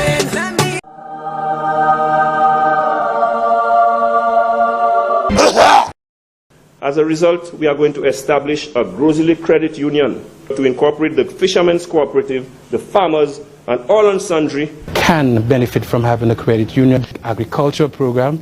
Also develop our fishing. Youthing agriculture, as I mentioned earlier, is very important.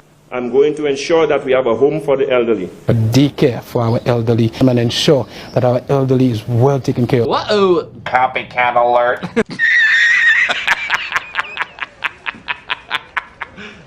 You serious? Let's keep working. Let's keep moving. Okay, welcome back, St. Lucia. You see me smiling because my producer played the ad twice. It was so interesting. So, Spider, I saw this being circulated a little earlier today. And most people who know me, even you, from within the United Workers' Party, know I don't like to focus on my opposition. I always subscribe to the view that if I have 5 minutes and I have an audience, I would prefer to speak about myself, my party, my accomplishments, and so forth. But I really thought this was an interesting piece that came out. And there were a lot of questions and queries about this young man who has indicated, and I think I have to commend him for throwing his hat in the ring. He reminds me of you, perhaps, when there was this formidable challenge. And you say, listen, I'm going to do this. So now you have become the mountain, and this young man has decided to throw his hat in the ring.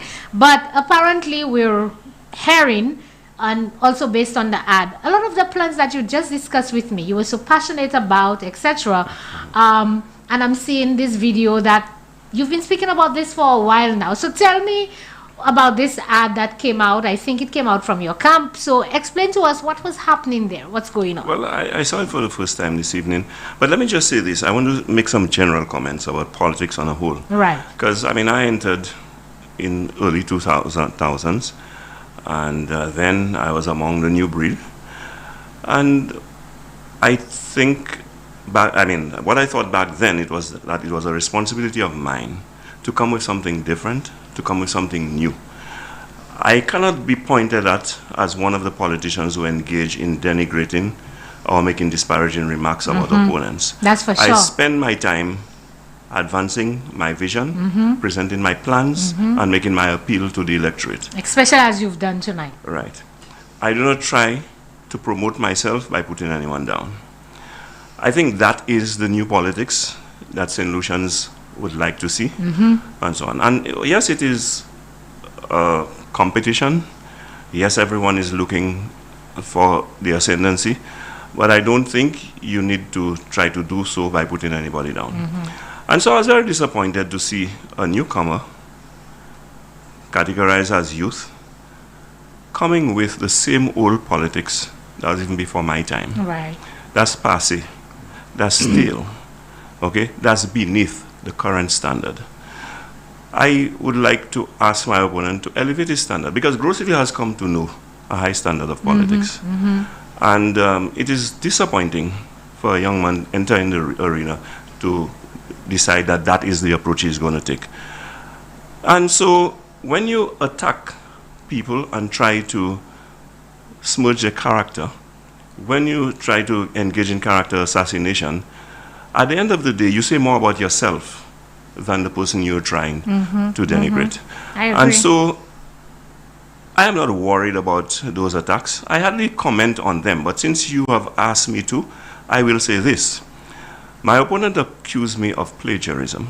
Oh, well, Okay. that's something that's very serious. That's correct. And those of you who go to university would understand Right. that this is a very, very serious Right. thing. And one of the SLP mouthpieces, Kobe Ale, okay, attempted to suggest that I was engaging in plagiarism because in October, my opponent came out with some plans and that I had adopted his plans, copied his plans, and I was advancing them as my plans. Right. Well, let me just say to you, I do not know where they got that video from, but Well, you have some really good people, and the archives don't it lie. indicates that since 2016. Let me just say to you, Nancy, I'm sure if I dig, I can get records of having made those statements before 2016. Right.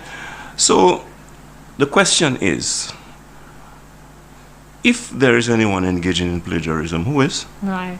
Now, I don't even waste my time in pointing fingers and trying to, attack my opponent for copying the ideas. Maybe and because it's so good. if the ideas are good, that is just an endorsement of the Yes, ideas. yes. And no one, I agree. no one has a monopoly on ideas. Yeah. And if he would embrace the ideas that I have, And And maybe, he as you said earlier on, perhaps say, well, that's a really good idea Spider has, but I can better it and maybe implement it. and I'm not or something. I'm not saying so in jest. I have adopted ideas from other politicians who predated me. For example, you remember when I was sports minister? Just one moment, Spider. St. Lucia, just to let you know, the lines are open, so you can feel free to call as Minister is expounding, but you can feel free to call if you have any comments, if you have any questions for the Minister tonight, you can feel free to call. So go Yeah, ahead. I just want to give you one example. While I was sports minister in my previous tenure, okay, I used to, like I told you, I followed politics closely. And so I would have known about the policies of my predecessor, parliamentary representative, and predecessor sports minister, Right. Honorable Mario Michel, now Justice Michel. I remember he indicated that he would make Boseju, okay, a sports hub, a sports center. I do not know the exact word he referred to, but Right. like a sports center. And I thought that made sense. Because guess what? You already had four-phase current that was Right. needed to power some of the kind of lighting you need and all of that, the equipment that might be needed and so on. There was a car park for the cricket ground, okay, that can accommodate hundreds of vehicles. So if you build a football field nearby, for example, or a track, you do not need another car park. Because what is the likelihood of having a World Cup cricket match and a World Cup football You match know? at the same time? Hold So that, you'd be- hold that thought, Minister. Yes, We have a call. Good evening, caller. Thank you very much for calling Vibe. How are you enjoying the Vibe tonight? Tá bom. Mãe besoin manter Mr. Spider. Sorry, I didn't hear you, caller. Go ahead. O kata mwen mwen di bonsoir. Boswe. Kiko to ka kuyo oswe ya? Zaguyen. Bonsoir. Zaguyen. Oui, bonsoir. Mwen is just yon ti bagay mwen vle di yo. Aha. Voilà. Mwen vle mante Zaguyen pou wan mwen an fave. Aha. Zaguyen mwen vle pou sa wan jeshi men an gwa misi an la bon ba mwen souple ni an pil yish. Ni an bajo yish. Yo tout savo. Zaguyen wan jeshi men an kan twe kote misi we ne yaban mwen souple. Ok, moi sav ki chime on ka pale. Nou ka fè an gam ek chime sa la. On net la ti liye we ni. On connaît quantité vote ou ni la garçon. Pa mèm pou konsiderasyon vote, men mwen pase la pa dje lontan ki teni yon desimen ki pase mwen te la, ek mwen kakachi lesi ambulance ni pour atouer la pour masser moun m'a chiller si la ni dit fait pour ou bay ça avec loi mais merci nous kay faire gamme puis moi ça pour mettre tout ça merci en et moi mon café pour mettre c'est quoi merci en pile Zakouyen nous là OK bonsoir oui merci beaucoup.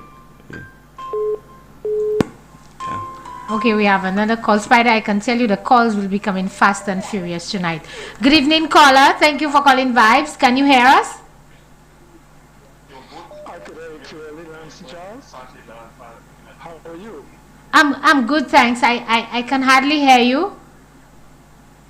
A very good night to the minister. Can you hear Minister? Yes, yeah, good night, yes. Okay. I'm hearing faintly, but I'm hearing. I'm hearing. What? Go ahead, caller. I am totally appalled, upon hearing, about the plagiarism that is being turned over, by the part. This, and that is the pattern of the UWP. That is the pattern that's been emulated by the Labour Party from the UWP. They are the ones that using and they're the ones practicing all the plagiarism, I mean, could you imagine? I've heard Spider from years back, speaking about those plans and watching that video and listening to the accusation from the Labour Party. It is totally surprising, I mean. Are you from the constituency, caller? Absolutely, I am. Okay. So you're one of those persons who can testify to what the minister is saying, that these are his plans and he's been speaking about these for years now.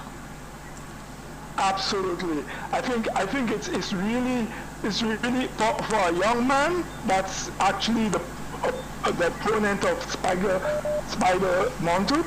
I think that he should go back to the drawing board and try to come back another way, but not to try to emulate the minister. Okay. It's ridiculous. Well, you see, the minister's plans and stuff like that. You see, if you cannot attack the plans, attack the planner. So, caller, do you want to leave any parting words of encouragement to the minister, because we have a lot of calls coming in tonight? Right. I would just like to encourage Spider to contact. Oh, sorry, caller. I think we may have lost that caller, Minister. Caller, I'm sorry about that. So we have another call. Good evening, caller. Thank you for calling Vibes. Hello. Hi. Good evening. Hello. Can you hear me? Yes, we can. We can hear you loud and clear. Where are you calling from? Oh, I'm calling from Grosley. Oh, wow. Hi, Nancy. Hi, Spider. How are you? Hi. Good evening. We're good, thanks. Doing okay, fine. awesome. I heard when I heard and saw the ad where Kenton is kind of taking credit for plans, or should I say campaign, what Spider was campaigning back in 2016, am I correct? Yes. But why wasn't it done? It's almost 5 years. Well, it is 5 years. Well, some of it has been done, caller. Like So I told you. Which some? Pardon? Some of the things I promised in 2016 have been done, and some of them. Exactly what Kenton said, was it done? Like the credit union? It is in the making. Like I indicated earlier, we actually have a consultant working on establishing the credit union. Mm-hmm. It is a very tedious. But to me, that's things that have well, you asked a question. Can I answer you? Yes, and also the hold on, caller. Don't just move on. Let me answer your question. Just hold on. Let me answer your question. I'm not going to hang up on you, and I'm going to give you a chance to respond. So just allow the minister to explain some of the plans that you saw and some of those you did not see in that video. Allow him to explain, and then I'll allow you to ask your second question. Is that okay? Not a problem. Go ahead. Okay, you asked why some of them have not been done. I was indicating to you that some have been done, some are in the making. For example, the credit union. It is very tedious establishing a credit union, far more involved than I anticipated. But I have people who have experience in the credit union movement who are working with me right now, and we have made strides towards establishing that credit union. In terms of the Grocery Development Foundation, the legal framework for guiding the conduct of the Development Foundation is now with the Attorney General Chambers. So it is something that is in the making. It is actually happening. It's on the way.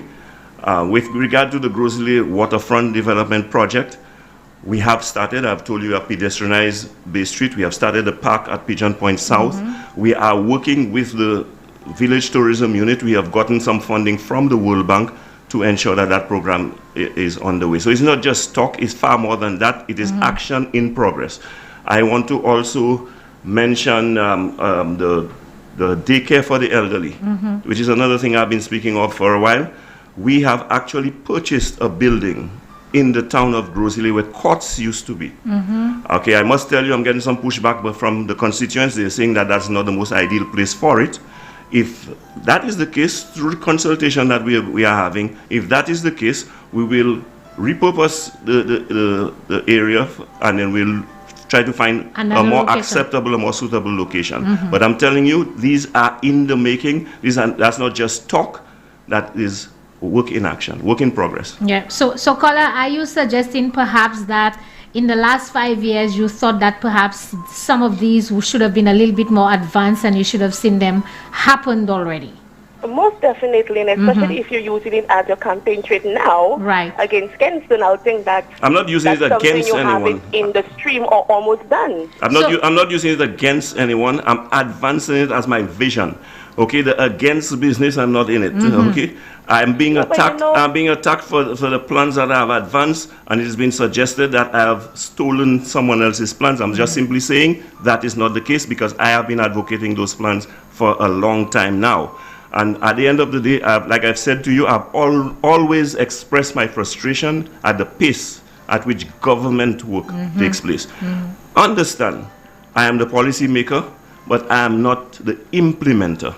I push as hard and as much as I can to make things happen at a faster pace than it normally does, but it is frustrating to me, just as I suspect it is to you, and that I wish things could have happened at what I consider to be the private sector pace when it comes to government. So caller, what I would advise you is, since the minister has explained how advanced some of these plans are, perhaps what I would like to advocate and advise you is to consider to continue giving him your support to ensure that in the next 5 years that project can be completed. And let me just mention one more thing, Nancy.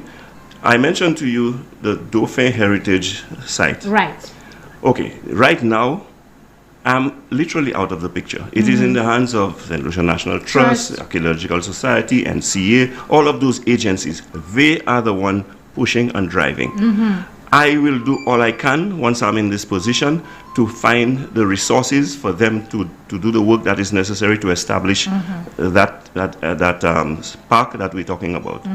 We have already gotten, just a moment, we have already gotten approval from Cabinet to have it as a protected area. Right. And I await now. And that would be the first phase. Right. I await all the consultations, the planning that is taking place, and for a final document to be presented for us to get on the way with the actual establishment of the plans that we have discussed. Well, thank you very much for calling, caller. We have a few more callers. And I hope you approve. I hope you approve of those plans, though. Yes. Let's take another call. Good evening, caller. Thank you for calling Vibes. Caller, can you hear? Can you hear, Minister? No, I'm not able to. Caller, try again because we can't hear your call. But we have another call on the other line. Good evening, caller. Thank you for calling Vibe. Good night, Nancy. Good Hi. night, Mr. Minister. Good evening. How are you? Mr. Minister, Yes, sir. I have no problem with the performance that you and the Dream Team are doing in St. Lucia. As far as I'm concerned, you're not doing a job of excellence. But what I don't like is that the SLP, the atrocities they are doing in and out of St. Lucia, y'all making them pass with a grade back of 100%. You know what I'm saying? Those guys, the treasons and those kind of stuff that they're doing, y'all I've never heard y'all calling for the resignation, to step down, none of the above. And that makes me mad, real mad. Caller, we don't want you to be mad tonight. We want you to be happy because the minister is articulating his plans for the constituency of Grosley, and he has expounded on the work of his government with reference to the Department of Equity. As I said, Nancy, I have no problem with the job of excellence. Good. That Dream Team is doing. Thank you very much. I have a problem when they let the SFP rule them. Caller, let's have that discussion. Let's have that discussion another night. But tonight, this is about the minister. I want to get on the history, Nancy, please.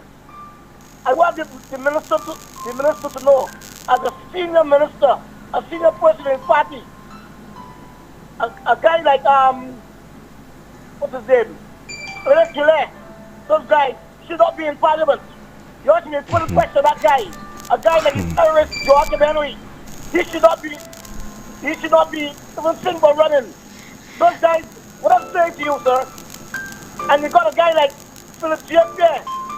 I have no confidence what you call a businessman. I mean, I could go on and on. But caller, don't worry about that. Election come in, and then let the people of St. Lucia will decide. We have seen the dismal performance of the opposition. We have seen what has been happening, and so the electorate will decide that. Mr. Minister, I've been asking for a long time the people of St. Lucia to give me one good reason, just one good reason why the SFP is on the ballot.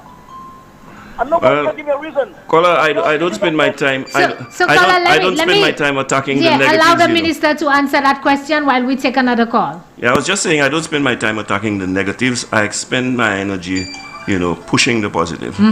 And the vision, the plans, the work that we have done, that is what it is all about. I mean, if the opposition wants to, just spend the time in terms of negative criticism and in terms of, mépris and that kind of thing, I don't think that will augur well for our country. It doesn't redound to the benefit of our people, and so I see it as a waste of time, really, and that will not engage me in terms of my focus and my energy. So, Mr. Minister, there were two critical projects that you wanted to speak about tonight as well, because we know time is of the essence. You wanted to, I think we heard about some land rationalization project that you want to incorporate in your constituency. Very important. And also, we've seen this beautiful structure. I think it has now become one of the favorite places of the Prime Minister to go and get his wings and to see the Grosley Food Court. And every time you pass there, I mean, it's just absolutely magnificent. So if you can speak to us about the rationale for doing especially the food court first and the benefits and why that concept was developed, and then the land rationalization, before we take a few more calls. Let me just say, I mean, there's a lot of rhetoric out there and people push all kinds of propaganda. The reality, the stark reality is there to show. It speaks for itself. When you talk about taking care of, you heard me mention a lot the small and medium-sized business people, the local business people. Let's talk about small vendors who, generally speaking, set up shop on the roadside and in different areas to try to make a living. We have established that Grosley food court called Grosley Tea Village, opposite the Bank of St. Lucia and the fire station.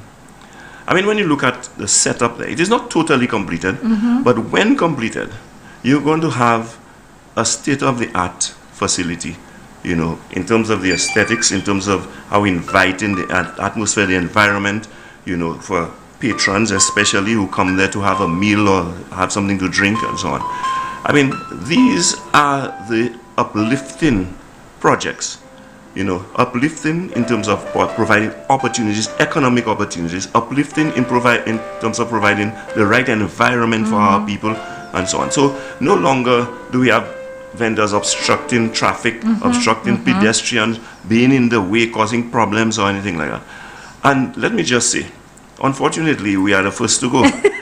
But I heard a lot of people want to copy. But these are the kind of facilities we're going to set up. My other colleagues have plans to do similar type of setup in And that's the because areas. of such a wonderful concept. And of course, I'm hearing the talk already about there's going to be better than Grosley. Well, that's the disadvantage you have when you go first. That's the disadvantage you have when you go first. But I want to remind them. Is the trendsetter. I want to remind them we are the model, we set a standard. Okay. And so, that is very important to me.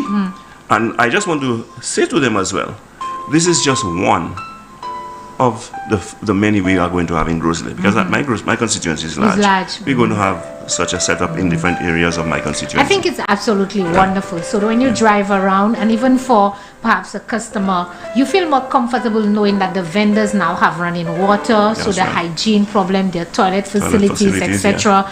I mean, most of us, who, even if you're not from Grosley, but I remember late nights, if you're in Grosley, you come from a meeting or something and you want something to eat, where it was lower down opposite Harbour Club, and you had none of those facilities available there. So it's absolutely commendable. So tell us a little bit about the land rationalization. Right. Now, that one is a very important project to me. And I say so because I always go back to the fact that while many of our parents were poor, they owned land. They recognized the value of owning land. And it is that land ownership that has put many of us in the position that we are today. I mean, many of us, I can just safely tell you, our parents could not have afforded to send us to university. But owning land, we were able to mortgage that land. Their children went to university, came back, paid off the mortgage and so on. If we continue to sell off all our lands to foreigners, we soon become tenants in our own country. We soon become bystanders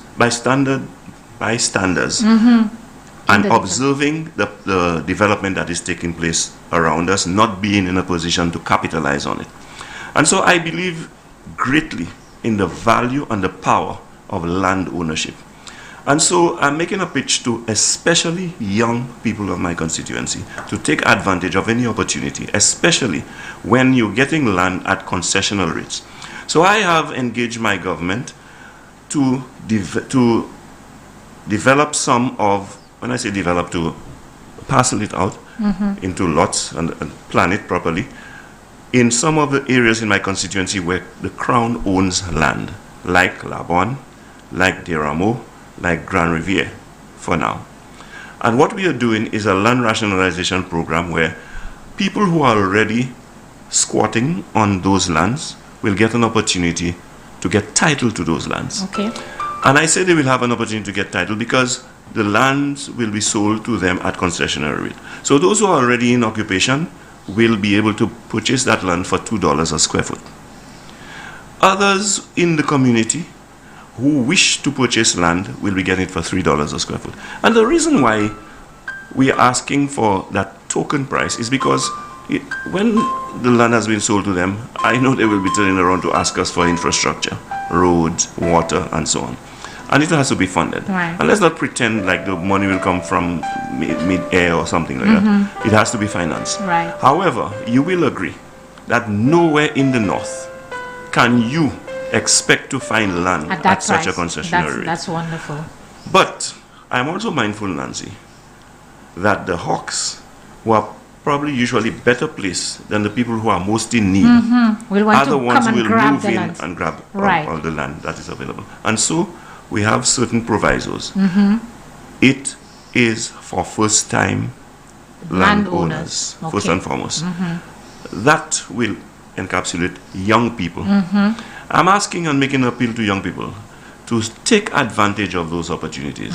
That is the best investment you can make at this time. I want you to say that again, Spider, because I'm on Facebook now following the live, and a lot of people are complaining because they want to take the calls. But I thought it was callers. I just thought it was really important to allow Spider to expand on this, to let you know that his plans also incorporate a lot of you who are now on social media. So if you want to just advise them again in terms of the provisions that you are making for young persons in that land rationalization Yes, program. I want to say that young people have a golden opportunity since most of them would be first-time landowners. You're getting this concessionary rates. Take advantage of it. It's an appreciating investment. It's not an investment that depreciates, and you cannot go wrong, and it will serve you to the greater good and to your benefit in the long run. I appeal to you, take advantage of those opportunities. Well, let's take another call. Hi, good evening, caller. Thank you for calling Vibes tonight. Hello. Hi, good evening. Hello. Hello, you live caller. I can hear you and the minister can hear you, so go ahead. Hi, I'm calling from the Grosit. Hi, good evening. I'm Nancy. Good evening, Mr. Montut. Good evening.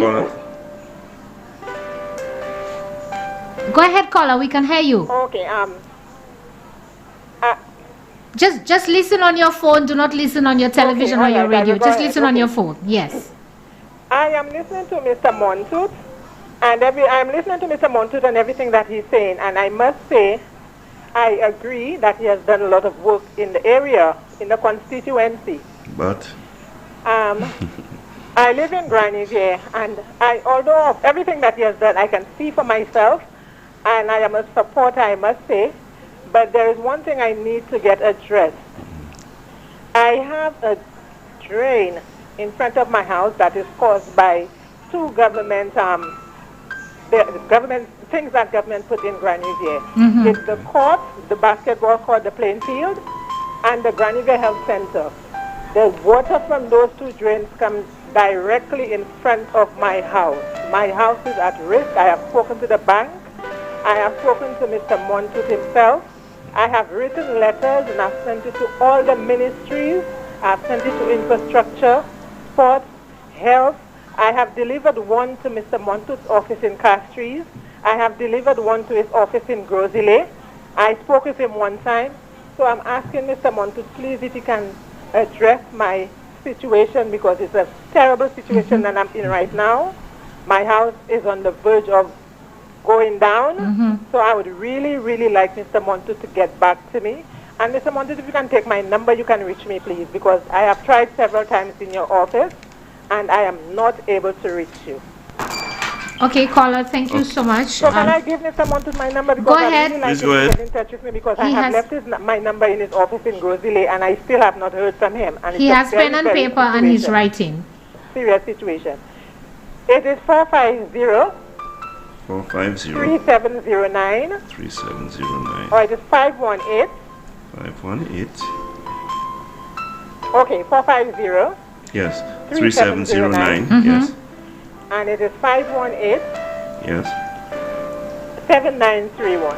7931. Mr. Montut, if you can send some people to look at my situation, I would appreciate it very much. Health has come out, infrastructure has come out, and I would really like for you to come out to see what my situation is. Well, I really need help. I must admit, I was in your area not too long ago, and I saw firsthand the situation that you're talking about. Right now is a question of trying to get the resources for us to address the situation, because I have spoken to an engineer about it. This is a situation of over 23 years. Yes, and I'm saying to you, I'm trying to see if we can solve the situation for you as you have requested. And so I'm trying to get the resources to actually alleviate your problem for you. I'm hoping that we can do that very soon. Okay, well, I would really wish this could be resolved before the house dissolves. I'll do my best, caller. Thank you. Thank you so much for calling, caller. We have another call, Minister. I hope my producer will allow us a little extra time. It's already 10:05. But good evening, caller. Thank you so much for calling. Good evening, Nancy. How are you? Good evening. I'm good. Good evening. Yeah, how are you? Mr. Montut, I want to commend you on those plans that you have for the next 5 years, and even those that you've implemented now. The gentleman who has accused you of plagiarism is, I don't know where he lived, because even I remember when you mentioned a number of these things, including the credit union for Grosile. And the credit union for a particular territory is not a new thing. You have the Shulton Credit Union, you have the Library Credit Union, the Monrepo Credit Union, and they're doing very well. So if he thinks that this is his idea, I think he's the one who's plagiarizing a whole heap of stuff. And caller, let me just say, I actually mentioned Monrepo and Library on occasions, how well those credit unions are doing and boasted that we're going to do even better. I actually give SUFRE credit for the establishment of SUFRE Development Foundation. And I've said that we will model ours off theirs, but make it even better. You know, so it's not like I'm not acknowledging that these things exist, and it's not like I'm inventing it. I'm not, you know. So, but you see, sometimes when people point fingers and cast aspersions, they are saying more about themselves than they do about you. Okay, caller. But I don't even think 2006. Sorry, did I lose you, caller? Yes, that's the development of the 2006. You mentioned it. Right. So it wasn't the only one preempted you. I am sorry I preempted you on a note I sent to Sham on your WhatsApp platform about the 25-year plan. There's a note there I sent to Champagne on the WhatsApp platform so that he can with the I'm talking about a national plan, 25-year plan. Right. Because I found it rather ridiculous that we are planning for 5 years. I agree with you, Colonel. This plan long term for 5 years. So we need to really take that initiative and try to prepare 2025. See where it is. They never plan. They plan for 25 years at a time. And incoming governments simply either modify the plans, continue with the projects and so on, and look at it.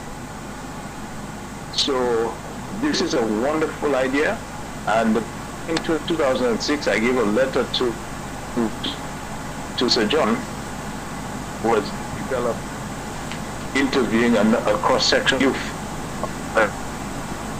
and that letter was shared with a number of results on that recommendation, on that letter, which was shared with, I think, Honorable Guy Joseph, yourself,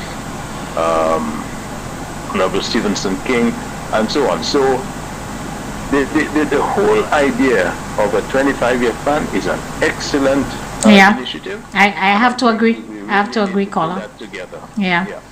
So thank you so much for calling. You one of our regular callers. Thank you very much, caller. Thank you so much for calling. On the constituency and what? Okay. Thank you, caller. Have a good night. Let's take another call, Minister. I think we may have lost that call.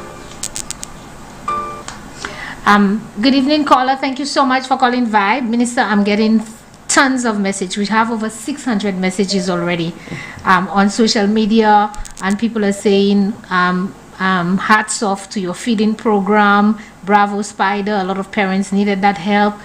Caller, are you on? Can you hear me? Yes, I am. Oh, good evening. Thank you so much for calling Vibe. Good evening.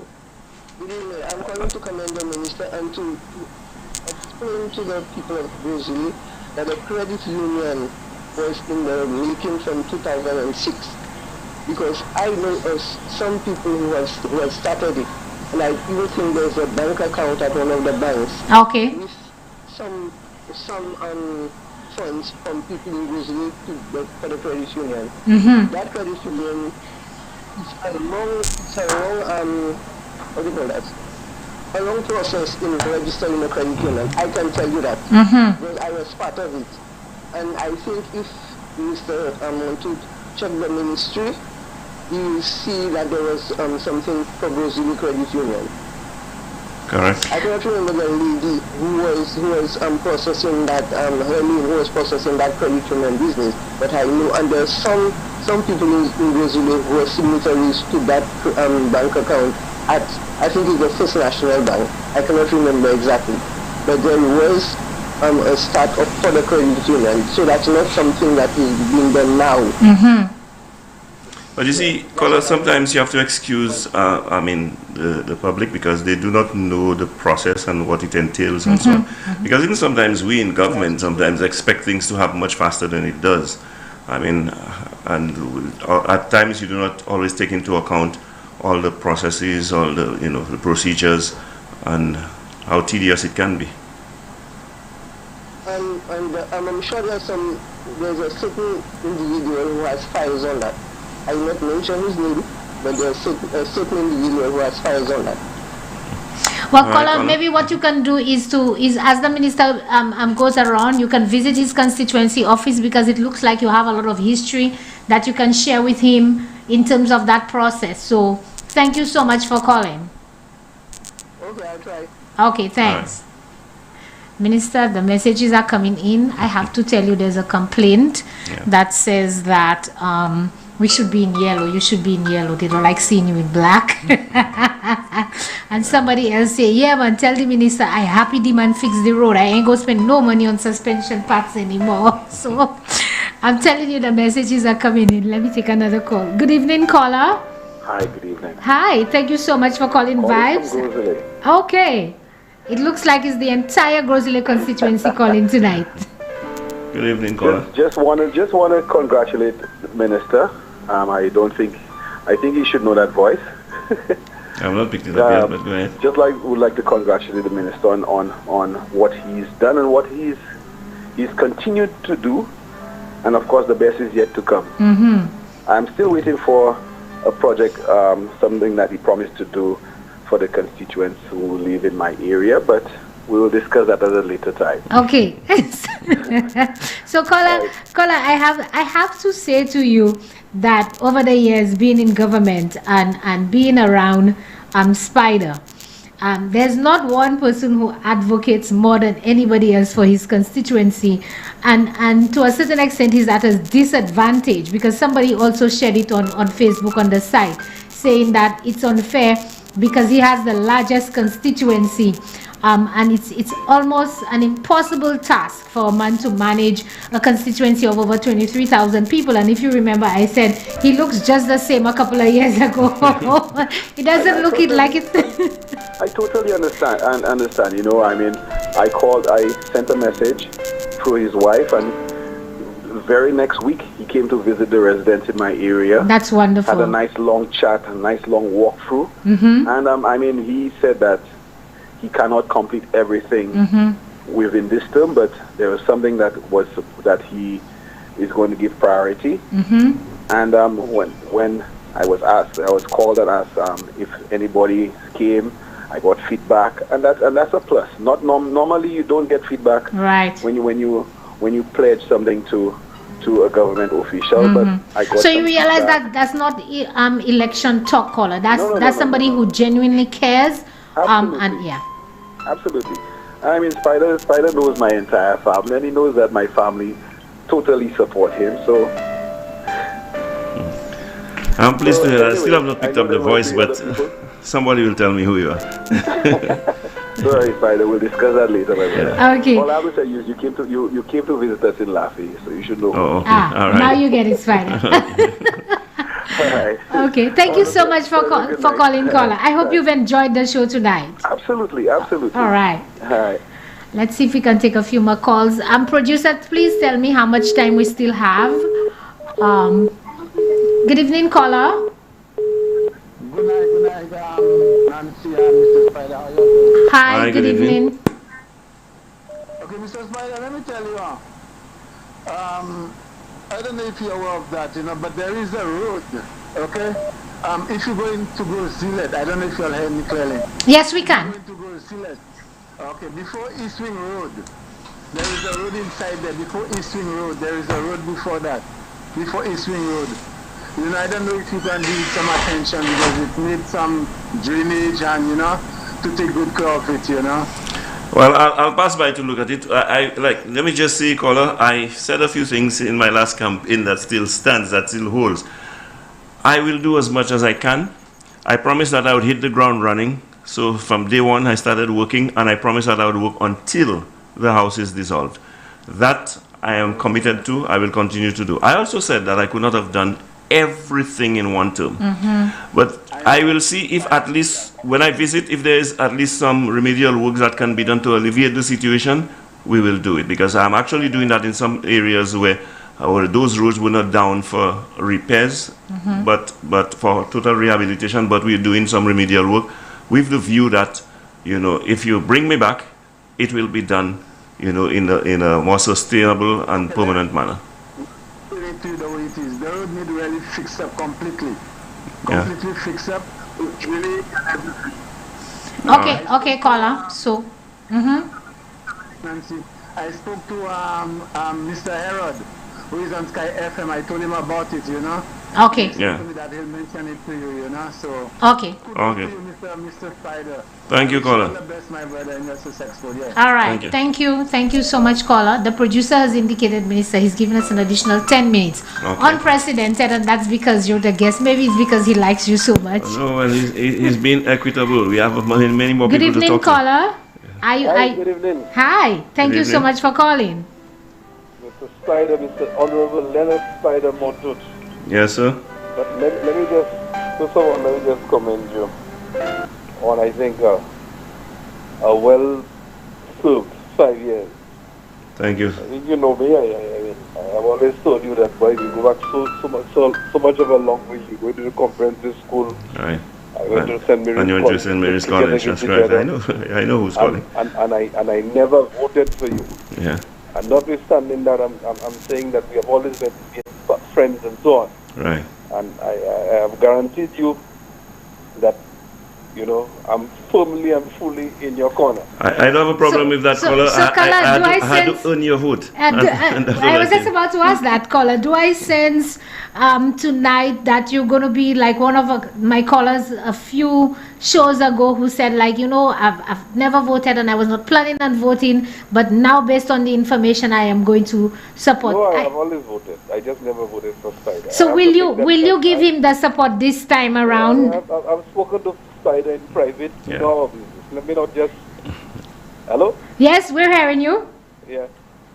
We have spoken in private. Right. Now, Spider, one of the things I've always said, I think, you have really been... I think people do not give you the sort of credit I think you have earned and you're due. You have the largest constituency, and not just by virtue of population and so on. I even suspect in terms of the amount of roads that you have to deal with, the amount of constituents that you have to deal with. And even based on the calls that you've been getting, it will probably be unfair for persons to judge you by what you have not done as opposed to what you have done. Now, recognizing that, I have been a victim of neglect where I live. I know.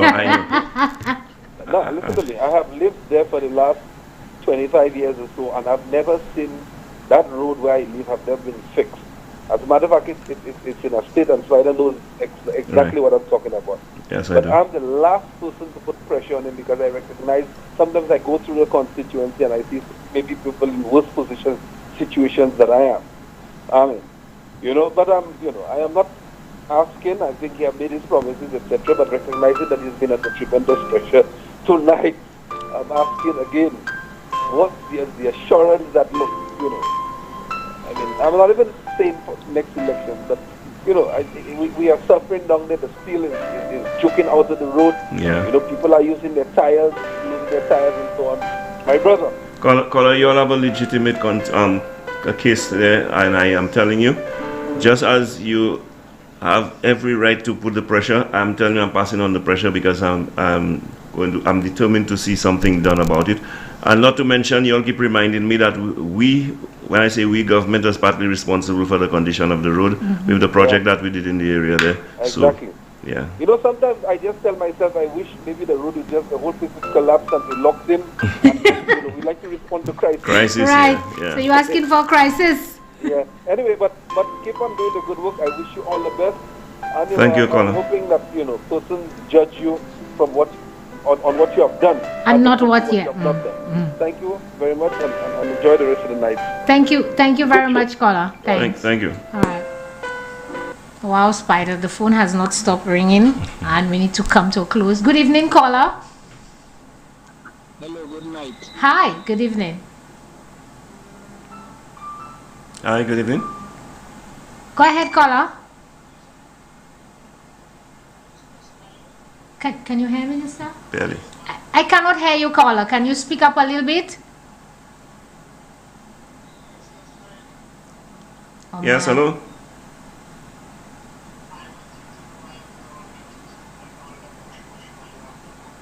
I'm not hearing. Caller, I'm sorry, we cannot hear you. I'm not too sure if there's a problem with your phone.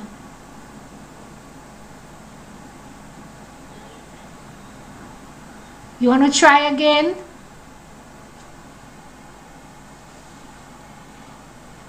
Okay, we lost that caller. Let's take this one. Good evening, caller. Thank you for calling Vibes.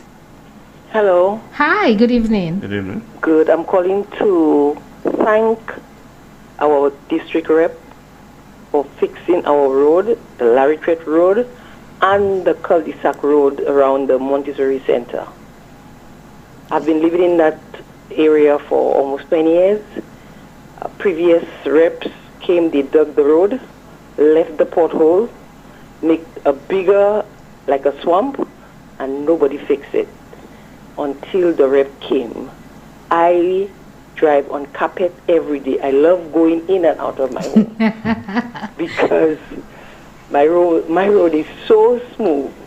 So I'd like to thank our rep on behalf of all the people that live and use that road. I can hardly sleep now because there's always traffic in the area because our road is smooth. I almost regret that our road is so smooth. But thank you for fixing our road. You're welcome. You so much, you're welcome, caller. And you and the rest of the residents deserve it. Thank you. All right. Okay, thank you, caller. Minister, we've had a really... It was enjoyable show, I must say. Time went by quickly. Yes, it's already 10:23 and the phones are still ringing. But you know, let me just take this last caller, our lucky last caller. Good evening, caller. You're our lucky last caller. Oh, good night. I've been trying for the longest while. And you got through, finally. Yes. Mr. Montut, good night. Hi, good night. Yes, Mr. Montut. The elderly, the payment from May have not been made, and every month there's always a delay. I mean, why are you treating the elderly like that? Okay, let me... It's coming to an end. They are not getting them. Hold on, caller. Let the minister respond. Okay, I heard the... Sorry. Are you through, caller? Yeah, I just want to know when the payment will be made from me. Okay. Tomorrow, next week. All right. So just listen on the air, caller. Yeah, the concern was brought to my attention. I called the ministry. I spoke with my permanent secretary to find out exactly what the problem was.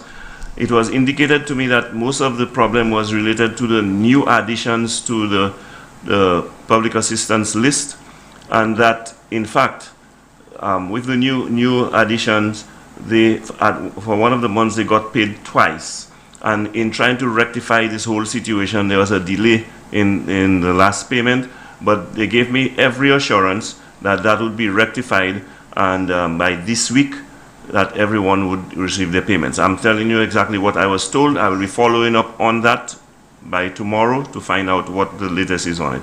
I mean, I do understand the plight of those people who can ill afford to wait for those payments, and I'm hoping that we can get this permanently rectified and that my ministry can appreciate the need for us to make those payments promptly. And Minister, I think we were also told that there was a slight issue as well in banking details. Some persons had a delay in sending the banking details, and so there was a delay in processing the payment. But thank you so much, caller. We're very grateful for you bringing that again to the attention of the minister. So Minister, you could follow up on that. But St. Lucia, we've really come to the end of the program tonight. I think we had a wonderful time. It was very, very informative and educational, Minister, considering the size of your constituency, considering your history and everything. And I think the people of Grosile, and I as a member of the United Workers' Party, I have to say I'm very proud of you and proud of what you have done for the constituency and some of those impressive plans that you have articulated tonight. So any closing words that you want to give to the people? Remember, election is around the corner, so I'll give you that latitude to do a little bit of politics in terms of soliciting your support as well. Well, I'm happy that I was able to articulate some of my accomplishments and in the last term, and to be able to present some of the plans that I have for the coming term, and to use that as the basis for asking the constituents of Groseley to give me yet another opportunity to continue to serve them and to keep the work that has started going and the progress that we have experienced, to keep it on course. I want to say that, a caller said it quite rightly. If you were to judge on what has been accomplished, there is a lot more to be done. There is a lot more that is being done. There's a lot more that can be done, and you know who can do it. I have said before, and I will say to you again, my representation is based on my experience, it is based on my record of performance, and it is based on the vision that I present to you. I provide you with representation that you can trust. Your trust is based on what you have seen and what you have heard. I am presenting you with a plan. There are those who present nothing but an empty pan that they keep noise with. I present you with a plan that will give you hope and that will build a brighter future for the constituency of Groseley. So I ask that you stay with me while we weave a brighter future for Groseley, all of Groseley, and at the same time we improve the quality of life of our people as we continue to progress and develop, not just in terms of infrastructure, but first and foremost in terms of human development. Okay, well, as the old people say, nothing more to say. Setlisi manaye pudi encore. Minister Hadu tout saiten pudi say amen, amen, esi swatin. Special good night to all the constituents of Groseley. I look forward to your continued support and prayers. Okay. Thank you. Thank you very much, St. Lucia, and our social media persons. We have a lot of them on social media. As I said, wow, look at the comments. They're still coming on. And Minister, as I go along, there's one particular lady, I don't want to mention your name, at the Ministry of Health. You tell me I ain't shouting you, so I ailing you tonight. All right? But I am not able to shout and ail everybody. But thank you so much for staying with us. Thank you for listening to the program. I'm hoping that the information that you hear and you get from this program, you're able to go back in your constituency. So, Lautan yoga digaso spider pafanyi. Usadio the mizzy things. Ushoje sa spider? The mizzy things that spider has done.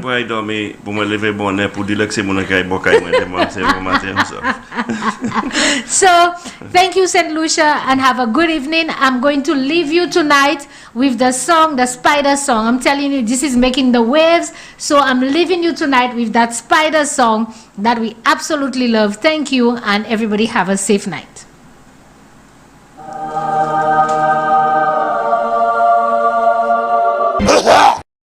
As a result, we are going to establish a Groseley Credit Union to incorporate the Fishermen's Cooperative, the farmers, and all and sundry can benefit from having a credit union agriculture program.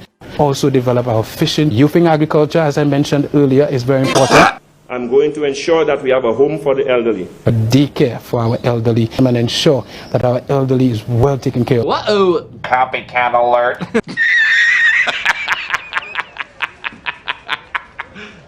You serious? Na na na na na na na. Let's keep working. Let's keep moving. Honorable Leonard, Spider-Man Tote, a member of UWP, is the right man to run the Groseley constituency. Light the touch, light the touch, light the touch. Flub! Oh! Brody on! Dot dot dot! For Spider-Man dot dot! Brody on! Dot dot dot! We want it man dot dot! Brody on! Dot dot dot! For Spider-Man dot dot! Brody on! Dot dot dot! We want it man dot dot! Hello, Mr. Spider, them cannot run you out. No. Flabo got the flame, they could never put it out. No. That Labour Party go leave you in a dream. So, hear me out, my people, let's go Spider again. Brody on! Dot dot dot! For Spider-Man dot dot! Brody on! Dot dot dot! We want it man dot dot! Brody on! Dot dot dot! For Spider-Man dot dot! Brody on! Dot dot dot! We want it man dot dot! Rapper State, web them. Casaba, web them. Groseley, web them. Bossage, web them. Ponte, web them. Rodney Bay, web them. J3, rep them. Mushy, we go rep them. Hello, Mr. Spider, them cannot run you out. Flabo got the flame, they could never put it out. This Labour Party go leave you in a drain. So, hear me out, my people, let's go Spider again. Wado Watch, rep them. Marisil, rep them. Corin, rep them. Conivier, rep them. Pegazon, rep them. Kaimaje, rep them. Monye, rep them. Manchiro, go rep them. Brody on, dot dot dot. For Spider-Man, dot dot. Brody on, dot dot dot. We want it, man, dot dot. Brody on, dot dot dot. For Spider-Man, dot dot. Brody on, dot dot dot. We want it, man, dot dot. Hello, Mr. Spider, them cannot run you out. Flabo got the flame, they could never put it out. That Labour Party go leave you in a drain. So, hear me out, my people, let's go Spider out.